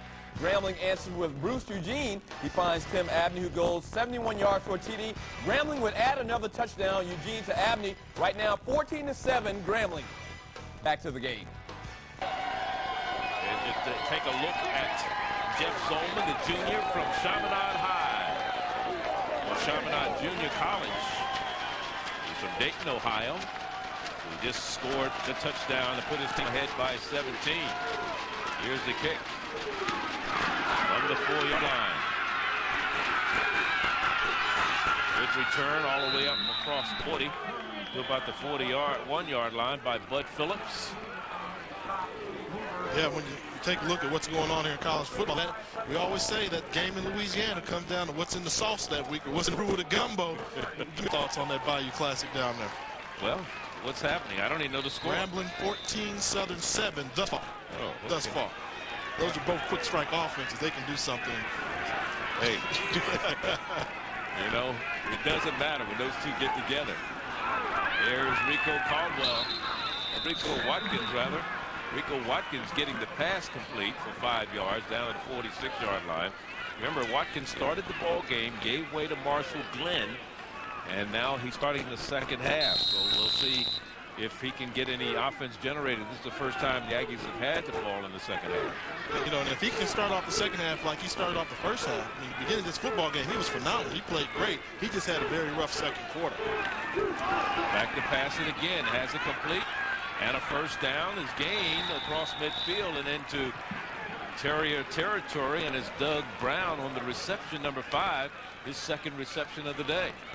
And I like that. Open up the passing game. We thought that the key to this football game would be those athletes for A&T making Wofford make the tackles. And if you get the ball, those wide receivers with some space, in the blink of an eye, they can turn the corner, make one of these Terrier tacklers miss, and take the ball to the end zone for a touchdown and get them back in this football game quickly. But you got to have a disciplined passing game. Don't force it.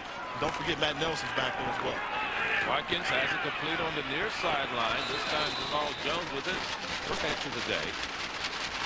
Yeah, but you know what, we got lots of going on here in Black college football today, and with Cookman against Florida Atlantic in the playoffs, 17-3 Florida Atlantic. Howard Schnellenberger doing a good job out. His team is beating Alvin Whites, and understand that Alan Superman got hurt in the first quarter.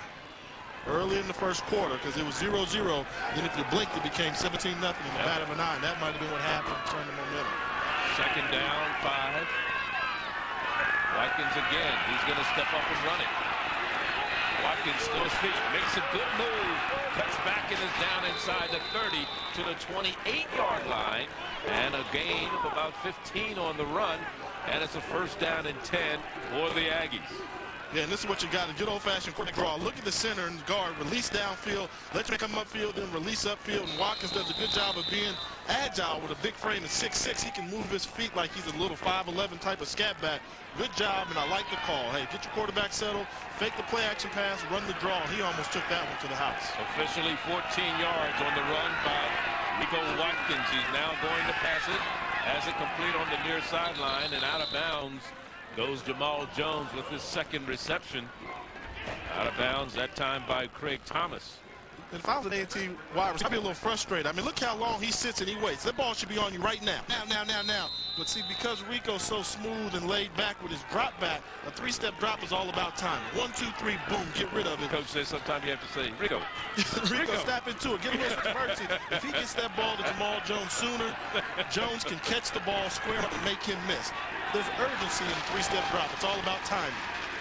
This time, Frank Patterson cuts it back. Frank Patterson is inside the 20 in red zone territory, and he's facing a 3rd down and 1. That is the Aggies. And, you know, 3rd and 1 is a very makeable 3rd and 1, and hey, go to quick hit and play there, and then come back. And this is a good job by the Aggies of answering the call. Wofford came out and tried to blow this game open. It seems like it happened to Bethune-Cookman down there in Florida. Hey, well, when Wofford scored to go up by 17, A&T's put together their best drive so far in this football game. Let's just see if they can get this first down to maintain the drive and gather some type of momentum. They, in the first half, their last possession got to Wofford 15, missed the 32-yard field goal. Let's see if they can make something happen. Patterson, he is hit, and I don't think he had the first down. The first man to hit him was Steele, number 19, Ryan Steele out of York, South Carolina. And let's see what happens now. The official's going to look at it. Yeah, another one of those deep handoffs. He gets the ball 4 yards deep, and he's got to make 3 guys miss just to get back to the line of scrimmage. And now you're putting in the official's hands, and that's what you don't want. But you kind of like to see the only way this Terrier football team can stop A&T on a 3rd, 1/3 short is to guess and stun the gap. Why not do a quick hit and play, lean on those big offensive linemen? You got Chris weighs 330 pounds. Just run behind him. Well, they pulled the chain, and you see how short they are. Probably less than 6 inches. So now, right now, if I'm Coach Small, I've got a guard that weighs 330 pounds. I got a quarterback that weighs 210 pounds. It's 6'6". I quarterback sneak. I don't quick hand the ball off deep in the backfield and tell the guys right now this is what Aggie football is all about. Let's get this first down. 4th and inches, it's all about who wants it more. That's all.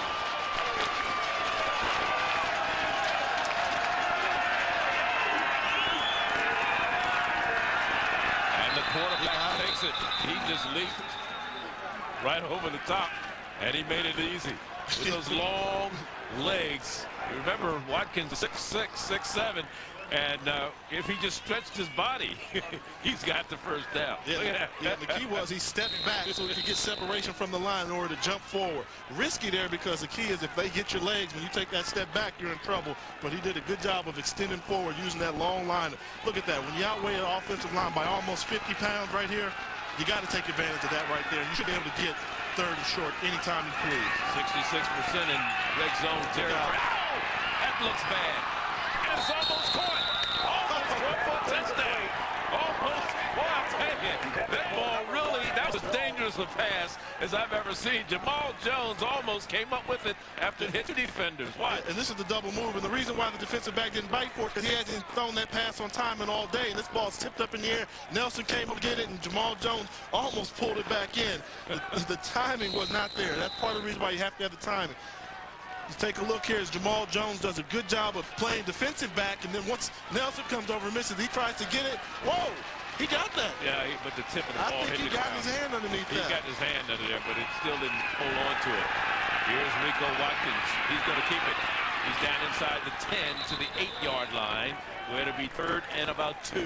And that's playing to your strength. You got Rico, 6'6" guy. He's a left-handed quarterback. Call the bootleg, fake the run to the right. Here's what you want to do. Fake the run this way, let him roll out this way on the bootleg. It's his left-hand side. It's just a simple pass-run combination. If you see somebody you want to throw to, pass it. If not, just run the ball. Designed right there. Settling quarterback down. And as a coach, you got to learn to figure out ways what makes quarterback in his comfort zone. And I think Coach Small's figured out a combination of running and passing, either bootleg and 3-step drops. Rico Watkins strength. He is the leading rusher for the Aggies today. That is the quarterback, as is the quarterback for Wofford. Here's Scriven trying to get the 5-yard line. He has the first down. All he had to do was get to the 6. And he should have enough for the first, and it's 1st and goal for the Aggies. Yeah, just look at the collision here. You're going to see Scriven bounce off the initial tackler. Boom! Kind of gave it to his own man there a little bit, but that's hard running. Whatever's in my way is going to pay the price for trying to tackle me. Good job on the football there. These guys we mentioned before, the Terriers don't like tackling Scriven. He's too low. They want to ankle tackle him if they could. Under 7 minutes to go here in the 3rd quarter. Here's Scriven trying to cut it back. And he gets back to the line of scrimmage, maybe a half a yard. Get that. You know, and you talk about, hey, what's one of the ways you can bring down Scriven? Well, you got to ankle tackle a guy like that. When he's a big load up top and weighs 220 pounds probably towards the end of the season, you got to tackle his ankles. Look here, good job of just by the defensive lineman, just getting them at the ankles. They're coming from the backside and leg whipping them there for the tackle, making it easy on the defensive back. 2nd and 5, now's the time. We do a little rollout. Rico Watkins, same run-pass combination. And he rolls to the left. He has some running room, but he doesn't get there. Good defensive surge by Wofford, led by number 31 down there on the defensive side of the ball, and that is Brandon Smith, who came up to make sure that Rico Watkins wasn't going to get in. Yeah, but that's the call you want there. You saw the play action fake with the bootleg. He made up his mind early to run and get the ball that positive yardage. You got 2 downs now in order to get the ball to the end zone. 13 plays so far. This will be the 14th play of the drive for the Aggies. Straight ahead, Scriven, and he's going to get there. Presley was the man, the first one to hit him. Number 95, John Presley. So it brings up 4th down. This drive started at their own 41-yard line. They are down to the 2 of Wofford, the closest the Aggies have been today. Wow, it looks like they're going for it. I would to 3. I'd kick it here. You got to get points on board. You're going to need 3 scores anyway. You know, if you come away with nothing now, you're still going to need 3. Whereas if you got just a field goal, you just need 2. So they've got a high percentage on 4th down. That's why I'm in the booth and Coach Small's down there on the field. I would like to go to Doug Brown. He's out there on the island all by himself. Here's the quarterback. He's going to take it, and he's going to get it. Rico Watkins. He's so nonchalant. Where's he going? And then I'm like, did he just step out of bounds? He's giving, see the A&T coaches over here on the side. They're hard to beat. Like, what are they doing there? Small. He looks calm, but he's not. I mean, look at this. He's just running like, oh, okay, well, I'll run. Well, no, here's a guy coming. Well, and at the last second, he just kind of stuck his toe out to knock the pylon out the way. I tell you, I wish my nerves could be that calm, because that's just something you can't teach, that wherewithal just to be smooth. Kind of like you, Charlie. You're nice and smooth. Yannick Matthews on for the point after, and the Aggies finally get on the scoreboard, and it's a 17-7. Leadership role in providing high-quality academic offerings, competitive opportunities, and experiences for all of our students. To learn more about the MEAC, visit our website, MEACsports.com, and support your favorite team. Aggies score finally. First time they've scored today on a 3-yard run by Rico Watkins to make it 17-7. Let's look at our NBC Trivia Question of the Week, brought to you by Geico, the sensible alternative. The question is, which former Aggie holds the school record for touchdowns in a career? Well, you can log on to your answer to our website at www.mbcnetwork.com and become eligible for a special sports prize package. Al Hicks, Cornell Maynard, so many, I don't know, Charlie. I'm just trying to give him some names and kind of give him something to make it easy for him. That's nice. I don't even know if I named one of them. Probably didn't. Big Gibbs Johnson on the return out across the 20 to the 23. You know, and part of the reason that the Terriers have this 17-7 lead has been the play of that guy you're looking at there, the quarterback. Zolman played a fantastic football game. Jeff, in terms of calling his own number, you see him hitting the Aggie right up the middle for this 44-yard scamper in the first half. And then what did he do to start off the second half of the first section? Called his own number again, rushed to the outside to help lead to the scoring drive they had to start off the second half. And then when he got down there close to the end zone, well, if I ran it this far, I might as well take it all the way into the house. Jeff Zolman's gone over 100 yards rushing from the quarterback position. And this is the second possession for Wofford second half. Each team scoring on their first possession in the second half. Here's a little option pitch out to the right side, turning the corner and getting out of bounds. Kevius Johnson, freshman. Well, I'll tell you, you know, they call him Special K. And he said, you know, a lot of people didn't recruit me coming out of high school because of my size. They list him at 5'9", 180, but he's more like 5'7", about 160, isn't he? Yeah, he is, but he's a playmaker. You know, every now and then you just got to take stats and numbers and throw them out the window. If a guy can play, a guy can play. I played with very small, many small guys. My roommate, Gary Harrell, was 135 pounds. I played with David Palmer, NFL, who was 165 pounds. If you can play, you can play. It certainly can. In high school, 3,500 yards and 55 touchdowns his last 2 years at Fitzgerald High down at Fitzgerald, Georgia. He was the Southern Conference Freshman of the Year. Yeah, and they got a steal. They think that his future is just Good tremendous. Ball, full start, offense. 5-yard penalty, still first down. First penalty of the game against Wofford today. Here's a team that was not penalized much during the regular season. It was the least penalized team in the Southern Conference. Caught you moving there, and that's one of those penalties that you don't see from Wofford. You know, that's one of the ones where Coach Ayers, he's a very calm guy, but I can tell he's got that football coach look about him. He got to look like he's scared the daylights out of you. First down and 15 for Wofford. Here again is Kevius Johnson.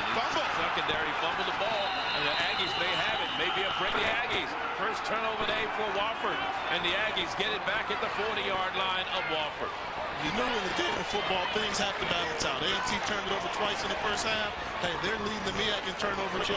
Sooner or later, they get their breaks. Kevius Johnson running hard up middle. He finds a big hole as he accelerates through. One of those defensive linemen from the Aggies managed to get their arm up, and they do a good job of getting the fumble, and they needed a break like that to help get them in the game. Hey, Ravenel celebrates a little bit and says, come on, guys, let's go. Offense, now do your job. So the big break for the Aggies now at the Wofford 30, make it to 39. What? No! Oh, that should have been 6. It was in and out of the hands of number 8 there. Craig Thomas, and Craig Thomas, he was looking at the end zone and just couldn't get there. Yeah, and you got to ask me, why was I saying no before he threw the ball? But they're playing a cover 2 defense. They started off playing cover 3, and when they played the cover 3 defense, it was wide open. You can take the hitch route, but when they go with cover 2, that just means that the quarterback is creeping up, and his zone is only 5 yards. They baited him. They should have had a touchdown going to the house. Rico has to do a better job of seeing that coverage. He certainly didn't look at it, I'll tell you that. Here's the running back, Michel Hollingsworth, and Hollingsworth gets about 5 yards down to the 35 of Wofford. It'll bring up 3rd down, make it a 4-yard gain, 3rd and 6. And that's what's frustrating. Going back to that last pass, I mean, that's like one of the things you learn in high school, the difference between a cover 2 and a cover 3. Rico's played a fantastic first half, but when you throw that type of pass there, it makes the coaches say, what are you thinking? What are you seeing, but what are you thinking? Under 4 minutes to go in the 3rd quarter. Cover 2. That's the cover 2 that you're looking at. Play action again.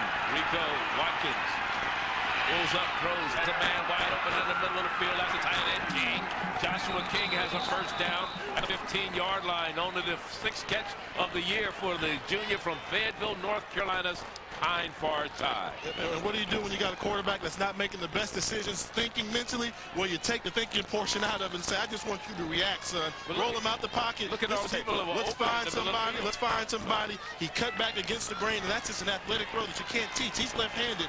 Rolling to his right, threw the ball with a jump start in the air to complete that pass. He's a great athlete. Phenomenal play.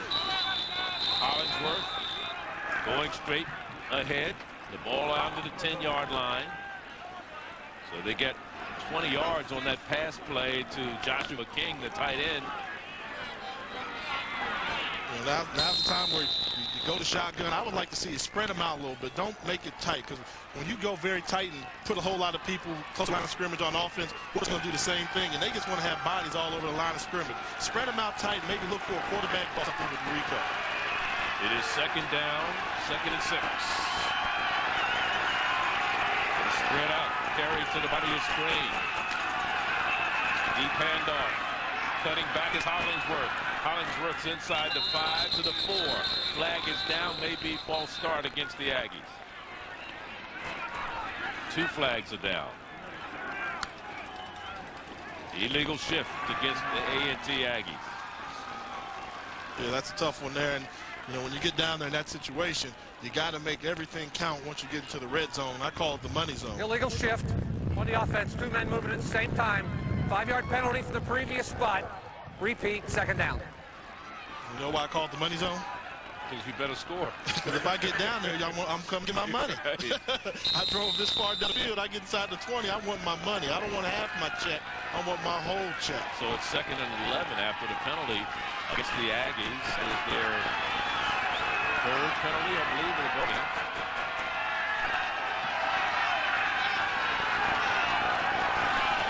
Watkins stands in there. Who's going to run it? Holds the ball a little loosely for me. Down to the 9. He scared me the way he holds that ball, doesn't he? Yeah, very loosely holds that football there, and he's so tall and gangly what it is that he thinks he's holding it tight, but the ball's really kind of out there hanging, and just wonder when somebody's going to come by and strip it. And you take a look here, and those Wildcats putting up a little bit of a fight. They're making it a ball game down there, 17-10. Hey, Bethune-Cookman, Alvin White, we knew that team would not lay down with all that talent they have with Stephen Baggs and the rest of the crew. They're going to put up a fight down there. It's going to be a close one. Silver's still out from what I understand, though. That is 3rd down and 5. Perry to the top of your screen. Phillips in the slot to the left. Here's the quarterback. He's not going to get there. Not letting him go is big number 75, Lee Basinger out of Kannapolis, North Carolina. Preseason first team all Southern Conference. He's got it. Look at all he has to do is wait for the lead block there. Wait, but he outran his lead blocker there. You should have sold the ball upfield a little bit more, take your drop one more step, then shoot up the middle. You had a great lead blocker there. That play could have burst for a touchdown, but that case, he had a little sense of urgency in that case. He didn't wait for the hole to develop. 25-yard field goal attempt this time by Matthews. He missed the 32-yarder earlier. This one is up, and it is good. So the Aggies edge a little. Of African-American landscape architects. Expect success at A&T. Tomorrow belongs to the youth of today. MBC salutes North Carolina A&T for its role in securing our future. Hi, I'm Kim Fields, and you're watching MBC, your family's urban network.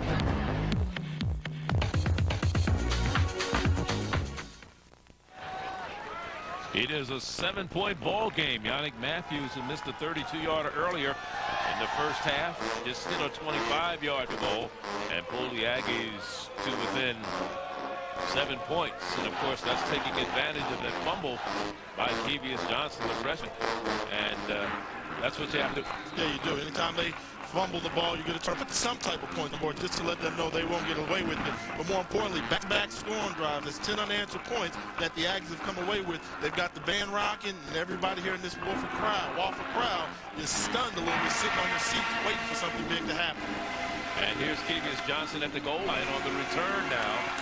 And he is met at the 14-yard line and by a host of gold jerseys. Let's look at our trivia question. Which former Aggie holds the school record for touchdowns in a career? Jay? You don't know. Anyway, it was Stony Polite. He doesn't know who it is. There's no use him guessing. He didn't even heard of Stony Polite. Who? Stony Polite scored 41 touchdowns between 1984 and 1987 while gaining 2,671 yards. He scored 18 touchdowns in 1986. Now, a lot of people would think about Maurice Hicks. Yeah. Maurice Hicks only played 2 years at North Carolina A&T. He scored 30 touchdowns. It was Stony Polite with 41 touchdowns. That was brought by Geico, the sensible alternative. First down and 10. And here's the quarterback again with a first down run. That is Zolman. Yeah, and that was a good job by the Zolman playing out the fakes. I thought McNair still had the football, but take a look at what the turnovers have costed. You see right here, Whitaker got in the backfield, forced a turnover there. Both these defenses were very aggressive, and they were capitalizing off a turnover by kicking a field goal. That's how you put points on the board. Then you saw Johnson get the ball, rush through the hole there, and bobbled the ball, and A&T capitalized with the field goal of their own. So turnovers have played a factor in this football game. Now trying to come to the near side as Gabriel Jackson. Gabriel Jackson has run the ball. That's his third carry today for the Terriers of Wofford. Gabriel is a young man out of Dahlonega, Georgia. Came into the game with 182 yards in carries. Both of these teams, not underestimate the fact that both these teams were supposed to finish somewhere in the middle of their conference. Well, one was 5, one was 6. Wofford was picked to finish 5th in the Southern Conference, A&T 6th in the Mid-Eastern Athletic Conference. Here's Jackson trying to go to the left side this time. He's run out of bounds in front of the Aggie bench with 8 seconds, I believe it is, to go here in the third quarter. Yeah, and what a play there by the safety, Ed Ravender. I mean, he shed off a blocker. He was trying to cut him below at the ankle. Look at the size. Remember I was talking about the Smurfs? Look at the size of those running backs. Look at number 20. You can't even see him back there. Gabriel, they list him as 5'9". Yeah. My nephew is over 5. Is 6 years old. He's bigger than him. Yeah, we already talked about J.R. McNair would be 6'2" if he wasn't so bulky. So, you know, they're small, but they get it done. Big third down play now from the shotgun. Here's an option. Trying to go to the right side. Here's some running room. First down. Yes. Across the 40 to the 42, and it was DeLoach who came up to make the stop for Jackson. He said, "You can talk about me all you want. I'll show you. I got the first down." Yeah, and he said, "I got the speed to outrun Doug Okorocha there to the corner." And that's what it was, speed on speed. And, you know, what he did was find a way to turn on the Jets. Gabriel Jackson turned on the Jets there.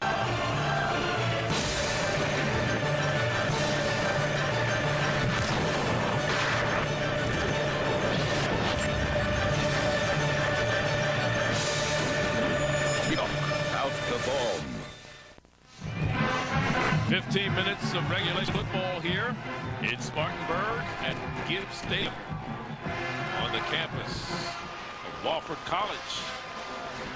We don't get it in 2 weeks. Jay and I will be in Birmingham, Alabama for the Jeep SWAC Championship. It all kicks off at 1:30 p.m. with the sports desk and then the game at 2 p.m. And who will it be? We know it's Alabama State, one of the teams, whether it be Grambling or Southern, is their point. We'll wait and find out results in today's Bayou Classic. We'll live sports. You know, Mark Gray and the crew will be there too. So all NBC Sports will be represented at that game. First down and 10 for the Terriers of Wofford.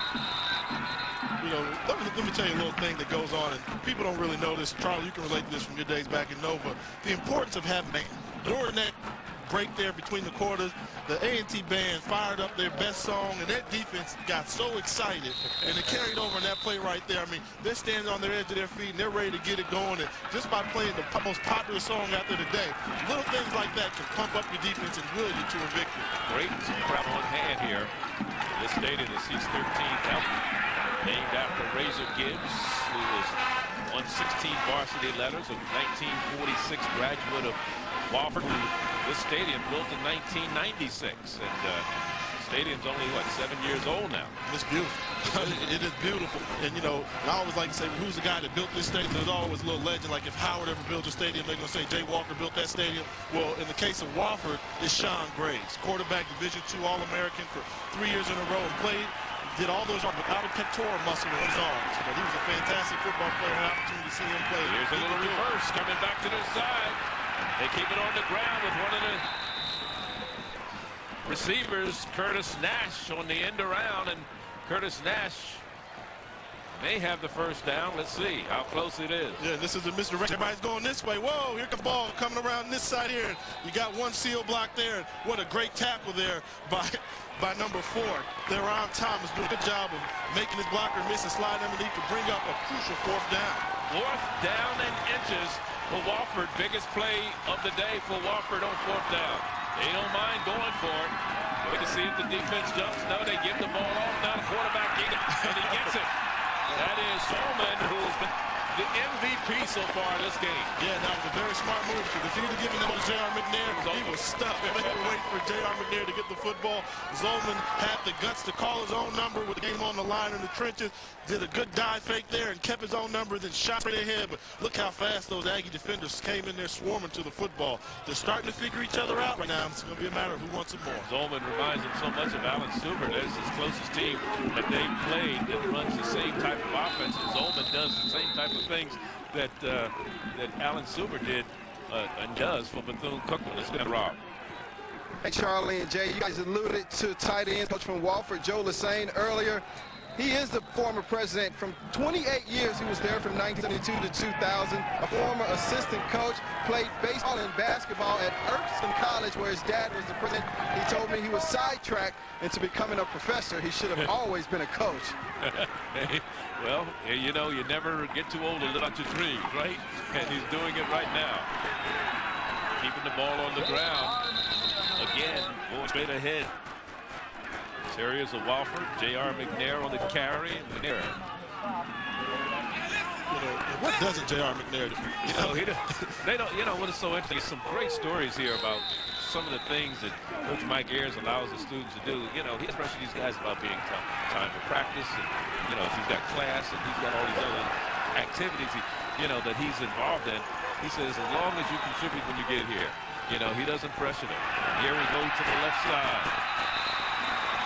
Again, the crowd on hand. It's 13,000 stadium, the largest crowd they had this season when they played South Carolina State in their home opener. They had over 11,000, and that's the largest crowd they've had in the history of this stadium. And they may have exceeded that today because the Aggie side on the far side is full, especially with the band, and this side is full. People sitting in the end zones, and the kids are sledding down the hill. Yeah, they're having fun. You would think if it was snow down there, we'd have a ski party going on. Well, if it was snow down there, we might not have many people in the stands, but they're having a good time here. It's a good environment. The Carolina Panthers practice here.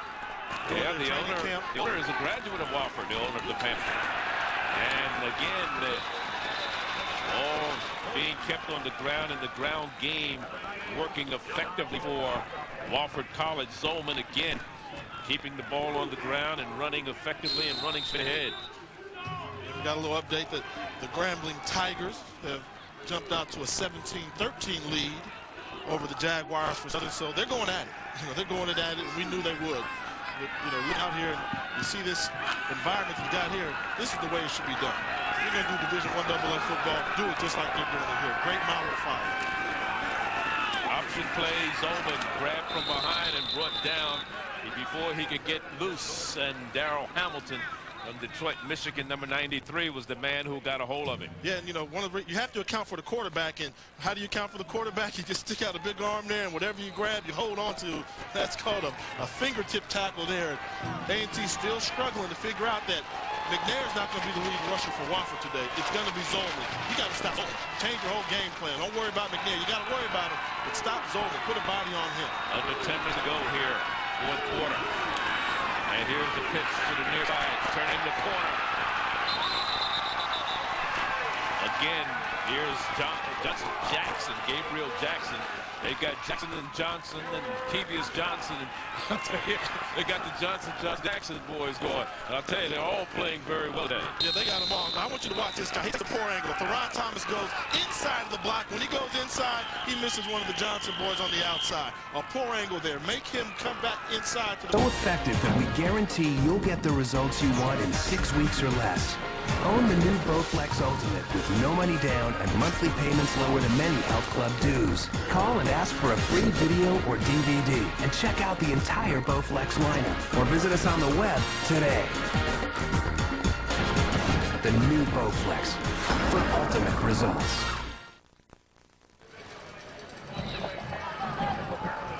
(17-10) is our score. The time remaining here in the fourth quarter. And Wofford with the great drive going here. They started at their own 14-yard line, coming up with the 15th play of the drive. And they started at 14. They're down to the A&T 11. Yeah, they're killing two birds with one stone, eating up time off the clock and eating up the momentum that A&T started to build.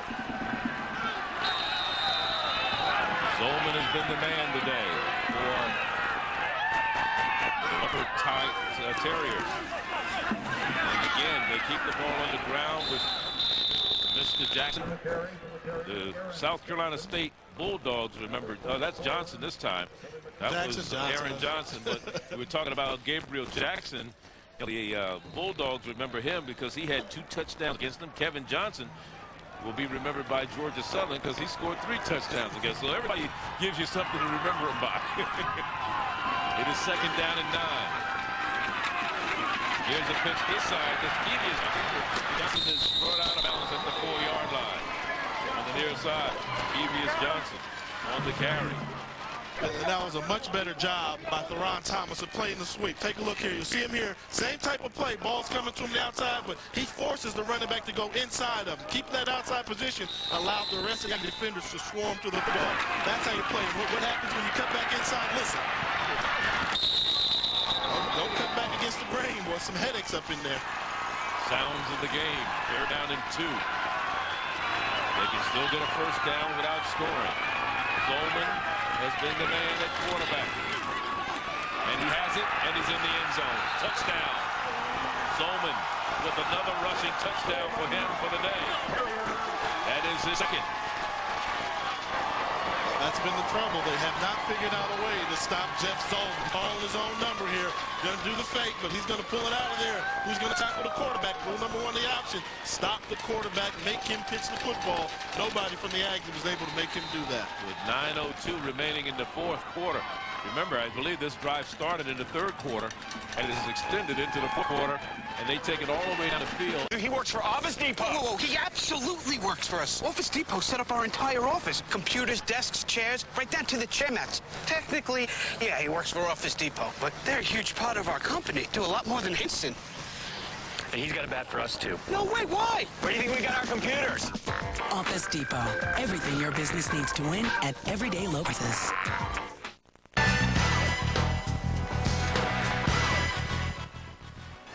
Sports Desk. Both MEAC teams involved in nail-biters in the 1AA playoffs. Florida Atlantic by 10 over Bethune-Cookman. Wildcats playing without MEAC Player of the Year. Alan Suber was hurt in the first quarter. Austin Scott is connected with Jonathan Summers on a 50-yard TD. Colgate holding on at home. Delaware rolling at home. And a tie game in Missoula. Now let's go back to Spartanburg and Charlie. Gets the games. This game is being controlled by Wofford right now, 24-10. Zolman with a pair touchdown run today. He's well over 100 yards rushing, 141 to be exact. His biggest day of the year. They showed great leadership, and that was what you call a championship drive that Wofford just had. The 4-yard line. Bud Phillips brings it out to the 30. Now Bud Phillips is over there getting in somebody's face.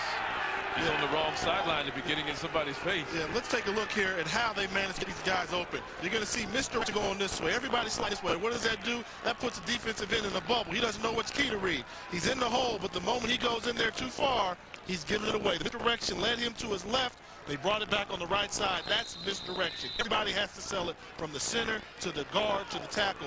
Everybody going right, run the ball back left. That's what we mean when we say misdirection. Brought to you wing-bone style by the Terriers. Yeah, it's a great example.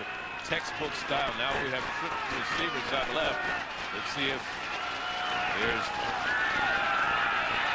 Aggies want to go upstairs. They're not going to get away with it. There's a sack.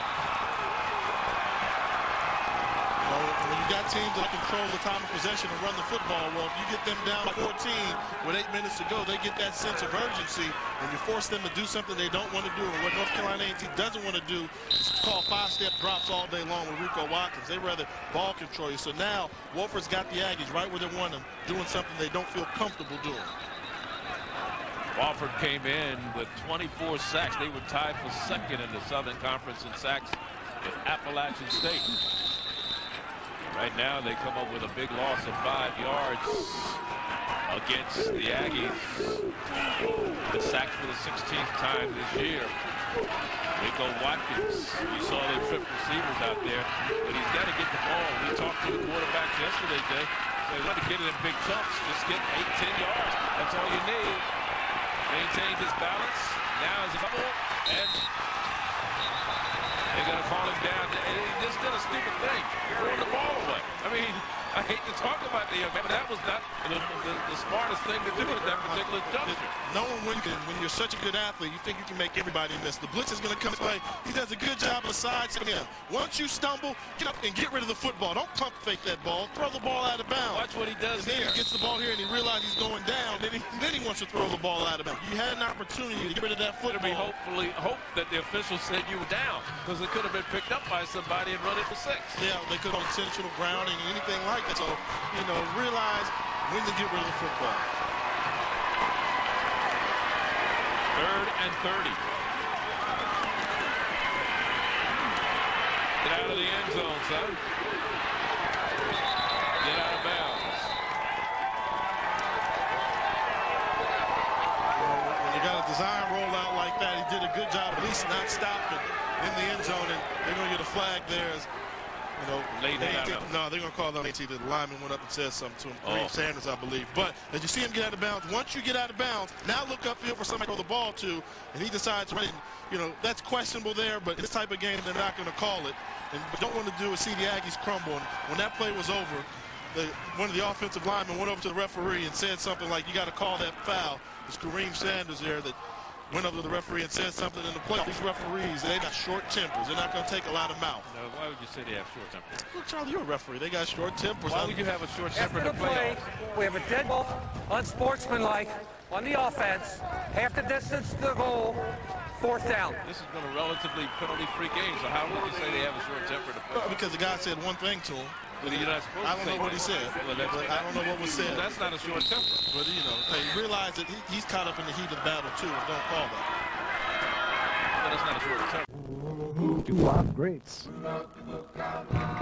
All songs have been digitally remastered for the highest quality. Call now and add doo-wop greats to your collection. Call 1-800-975-3995. That's 1-800-975-3995. Over 40 original doo-wop greats for just $33 plus shipping and handling. Or send check or money order for $39.95 with the address on your screen. Call now, 1-800-975-3995.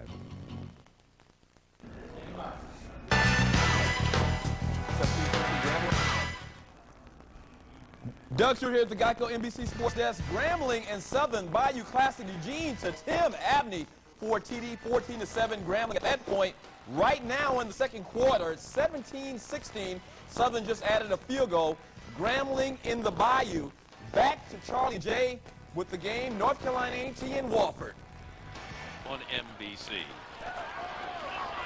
Charlie Neal, Jay Walker, along with Rob Jones in Spartanburg, South Carolina, on the campus of Wofford College, where they lead the Aggies 24-10. And Trey Rogers is now in at quarterback. Someone has had his say today. led them to a 24-10 lead, and now the pitch goes to the right side, and here's Kevius Johnson, and Johnson is inside the 20, all the way down to the 18, and a late flag may be face mask. Yeah, we saw all day they've been running at the angles, and that was a chance where they took advantage of it. Johnson hit the hole early, trying to redeem himself from that fumble, and that's what you like about the freshman. He's so naive, he doesn't realize how costly that fumble might have been. He forgot all about it, put it behind him, and kept it hard. And watch him hit the angle here and turn on the Jets. And he's a little burner there, but you got to give him a good job. A lot of credit goes to the defensive back, Ed Ravenel, the safety, of not getting outrun, not giving up his angle of pursuit. But you saw what happened as he got down there, was getting tackled. He shifted into another gear, and he picked up. He just went over 100 yards in that run. 105 for Mr. Kevius Johnson, Southern Conference Freshman of the Year. And straight ahead, they keep the ball on the ground, and this time it's J.R. McNair. Who's been, it was kind of interesting because Kevius Johnson came in, not like I said, they didn't know whether he was going to play right away, a freshman, and they had him playing behind McNair. McNair got hurt, so they put him in. When McNair got healthy, they said, hey, look, we got a two-headed monster here. We got to put both of these guys in here. You're not going to play behind McNair anymore. You're going to play with him. So they put both of them in the backfield together. Well, McNair was a senior, and you can do that with a senior that's always caring about the team effort, and he took one for the team and gave up some of his carries to the freshman. Certainly did, and he has the pitch now. Goes off to the right side, and in for 6 points is Corey Dunn. His second rushing touchdown this year. Corey Dunn out of Lexington, Kentucky's Dunbar High. What happens is they just attack, and they attack, and they attack, and they wait for you to make one mental mistake. And the moment you blow one of your assignments, they make you pay. And A&T blew an assignment on the outside divider of the field, and the Terriers put it in the end zone. He works for Office Depot. He absolutely works for us. Office Depot set up our entire office. Computers, desks, chairs, right down to the chair mats. Technically, yeah, he works for Office Depot. But they're a huge part of our company. Do a lot more than Hanson. He's got a bat for us, too. No way, why? Where do you think we got our computers? Office Depot. Your business needs to win at everyday low prices. Today's game has been brought to you by Office Depot. Need what you need to know. Here in the fourth quarter with 5:54 to go, 4 possessions for Wofford in the second half. Everyone has resulted in a score. The only problem they had was when they fumbled the ball and led to a field goal by A&T, but it's been all Wofford in the second half after they led at the half by a score of 10-0. Yeah, very impressive performance. And these Terriers, they just believe in themselves, and they just keep fighting, keep fighting. From the 4-yard line, Phillips brings it across the 25 to the 28-yard line. And let's revisit the keys to this game by Geico. Yeah, for Wofford, play high level. Well, they did. They came out here. They answered the call, driving the ball every time they had to. They get a plus there. Secure the football. 1 turnover. Hey, they rebounded. They won their turnover ratio and played great defense, giving up 10 points to an A&T offense that can score some points.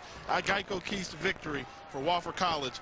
3 for 3. Geico, the sensible alternative. Coach Small is staying with Rico Watkins. We saw Marshall Glenn come in briefly in the first half to spell Watkins, but now Watkins is staying in, working from the shotgun. Do we have movement on the offense? We don't know, but there's a penalty flag in what has been a relatively penalty-free game. Only 5 penalties up to this point between the two teams. Only 1 against Wofford. There were 4 against the Aggies. This one goes against Wofford. Dead ball, offsides, defense, 5-yard penalty, still first down. And officials have done a good job of letting them play. And we take a look at the update. Florida Atlantic increasing their lead over Bethune-Cookman to 20-10 in the fourth quarter. You understand that Alan Suber went out with a bruised sternum and will not be back. So that's not good news for the Wildcats of Bethune. First down and 5 for the Aggies after the penalty.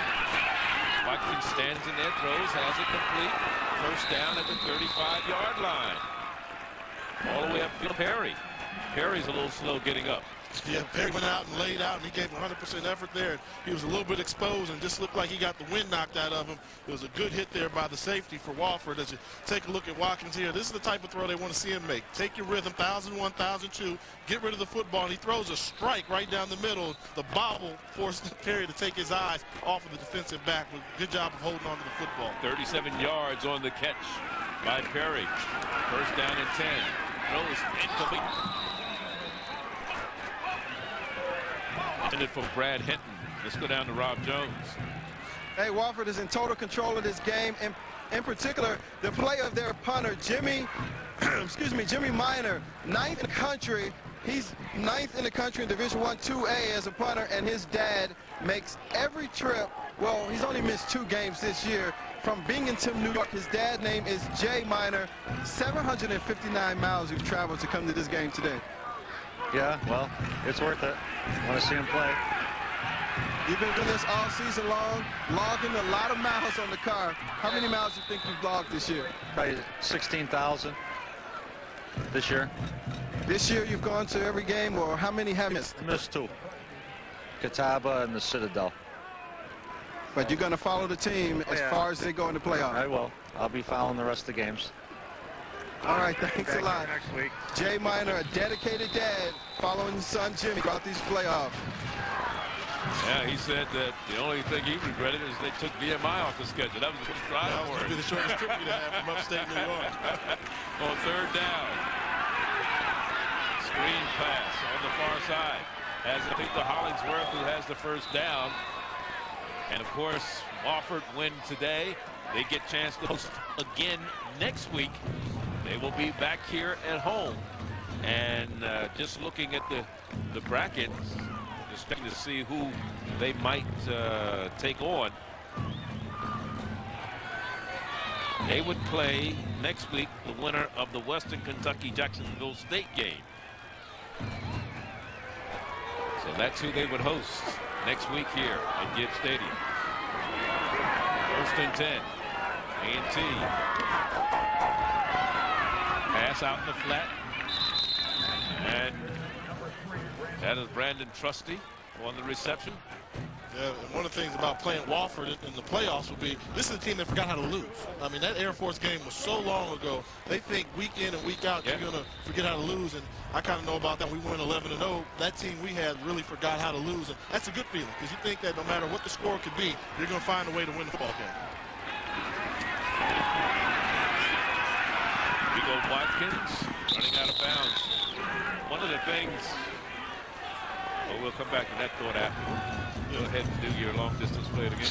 Long distance play of the game, because you could have picked for much of, but it had to be the gentleman, the quarterback, calling his own number, running up the middle, getting the 44-yard scamper to break the ice on a 0-0 football. And it was a real close game up until then, but that's our Jeep long distance play of the game. Most award-winning 4x4s in the world, brought to you by Jeep.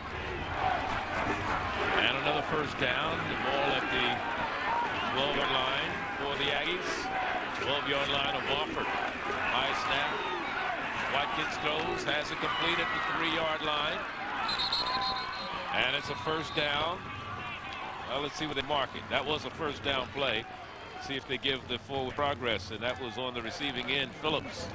And good defensive play by Matt Nelson to come up to make sure he didn't get into the end zone. And this is why coaches want to hurry up and get the game over with. If you're the coach of Wofford, A&T spreading you out. They've had relatively good success in just spreading you out and throwing the football. So next week in the playoffs, you'll probably see a lot more of this formation with the 1, 2, 3, 4 wide receivers and the quarterback in the shotgun. And if you're A&T, of course, you could always say we should have gone to this early. Right, second down and 1. And it's Hollingsworth. You know, back in spring training, of course, one of the things when George Small comes in and you have a new coach coming into a situation with veteran players, you always have to try to convince them that your way is going to be the right way and this is what you want to work. One of the things that George Small and his staff did to create some unity and family type of atmosphere among this Aggie team was he took all their cars away and made them walk to practice each and every day. He locked their cars up so they couldn't get them. And, you know, they're measuring for the first down. You know, and one of the things that you look at Curtis DeLoach, the coach told me, you know, I could win the MEAC championship my senior year and get a ring. He says, I believed him, but I had my doubts. He said, I wanted to be realistic about the whole deal. But, you know, and they won some great football games. I mean, they won the MEAC in style, except for the game at South Carolina State, which was last week. I mean, they took on all comers. They certainly did. They beat Bethune-Cookman, when Bethune was rated always higher than them. Yeah, they had an 8-game streak going there. And they beat Hampton when it counted, so it was all on the line. They found a way to capitalize. 3rd down and 1 for the Aggies.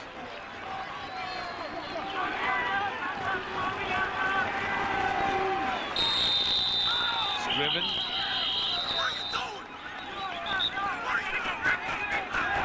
Somebody moved, I believe, the right guard, 62.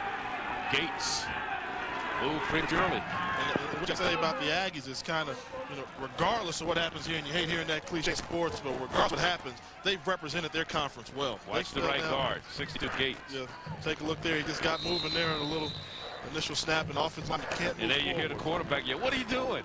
What are you doing? I mean, we had 3rd and inches. Yeah, 3rd and 5. Don't come apart. Support each other. Support each other now.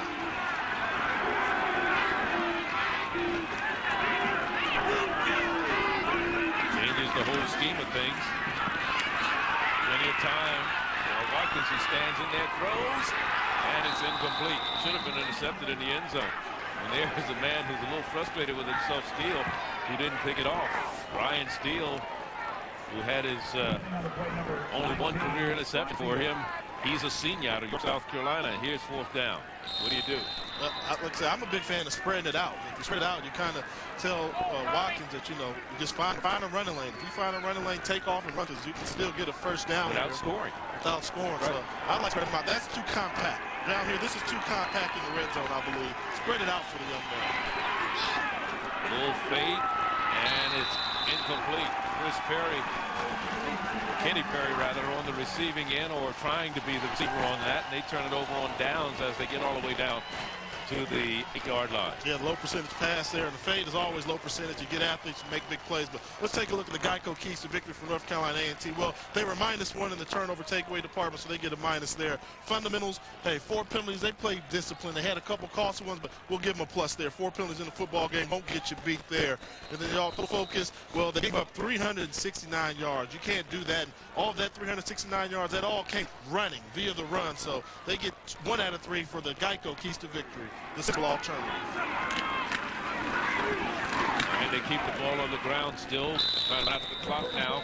We talked about the Zolman-Rogers 2-headed monster quarterback for Wofford College. And, somebody asked the quarterbacks, how do you feel about that, sharing the load? They said, we're very fine with that. I mean, we understand there's nothing particular that makes this coach make a change. Zolman has played well, and he's out.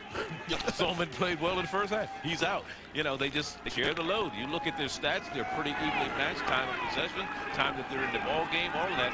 They do that, almost equal time.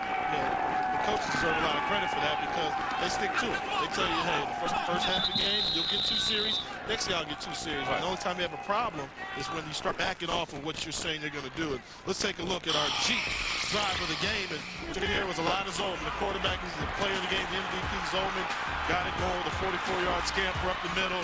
And then he called his own here. And this was just a key drive that started off the 2nd half to give them a 17-0 lead, which A&T fought back from. Jeep, the most awarding 4x4s in the world.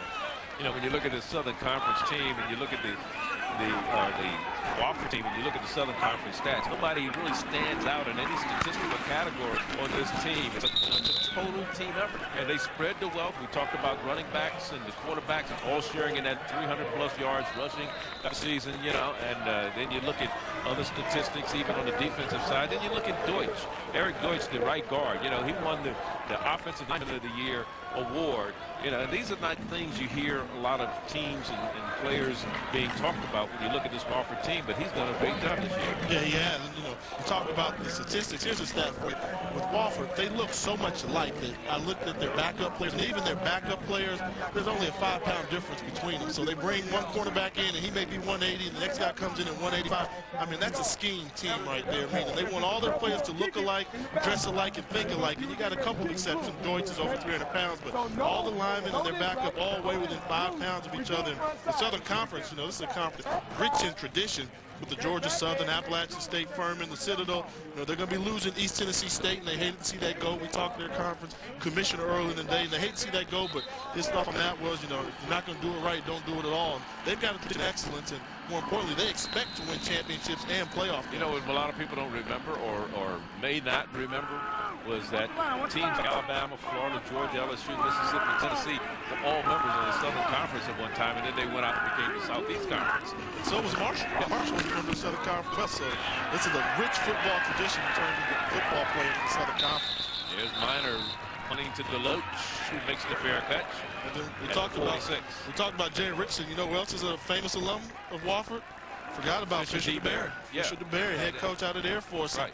Basically runs the same type of offense out there. And he did a good job of getting back and allowing the two teams to play each other. And I'm sure Coach Ayers is saying, well, you didn't have to give me my first loss. I could have 49 nothing. What happened to the alumni love here?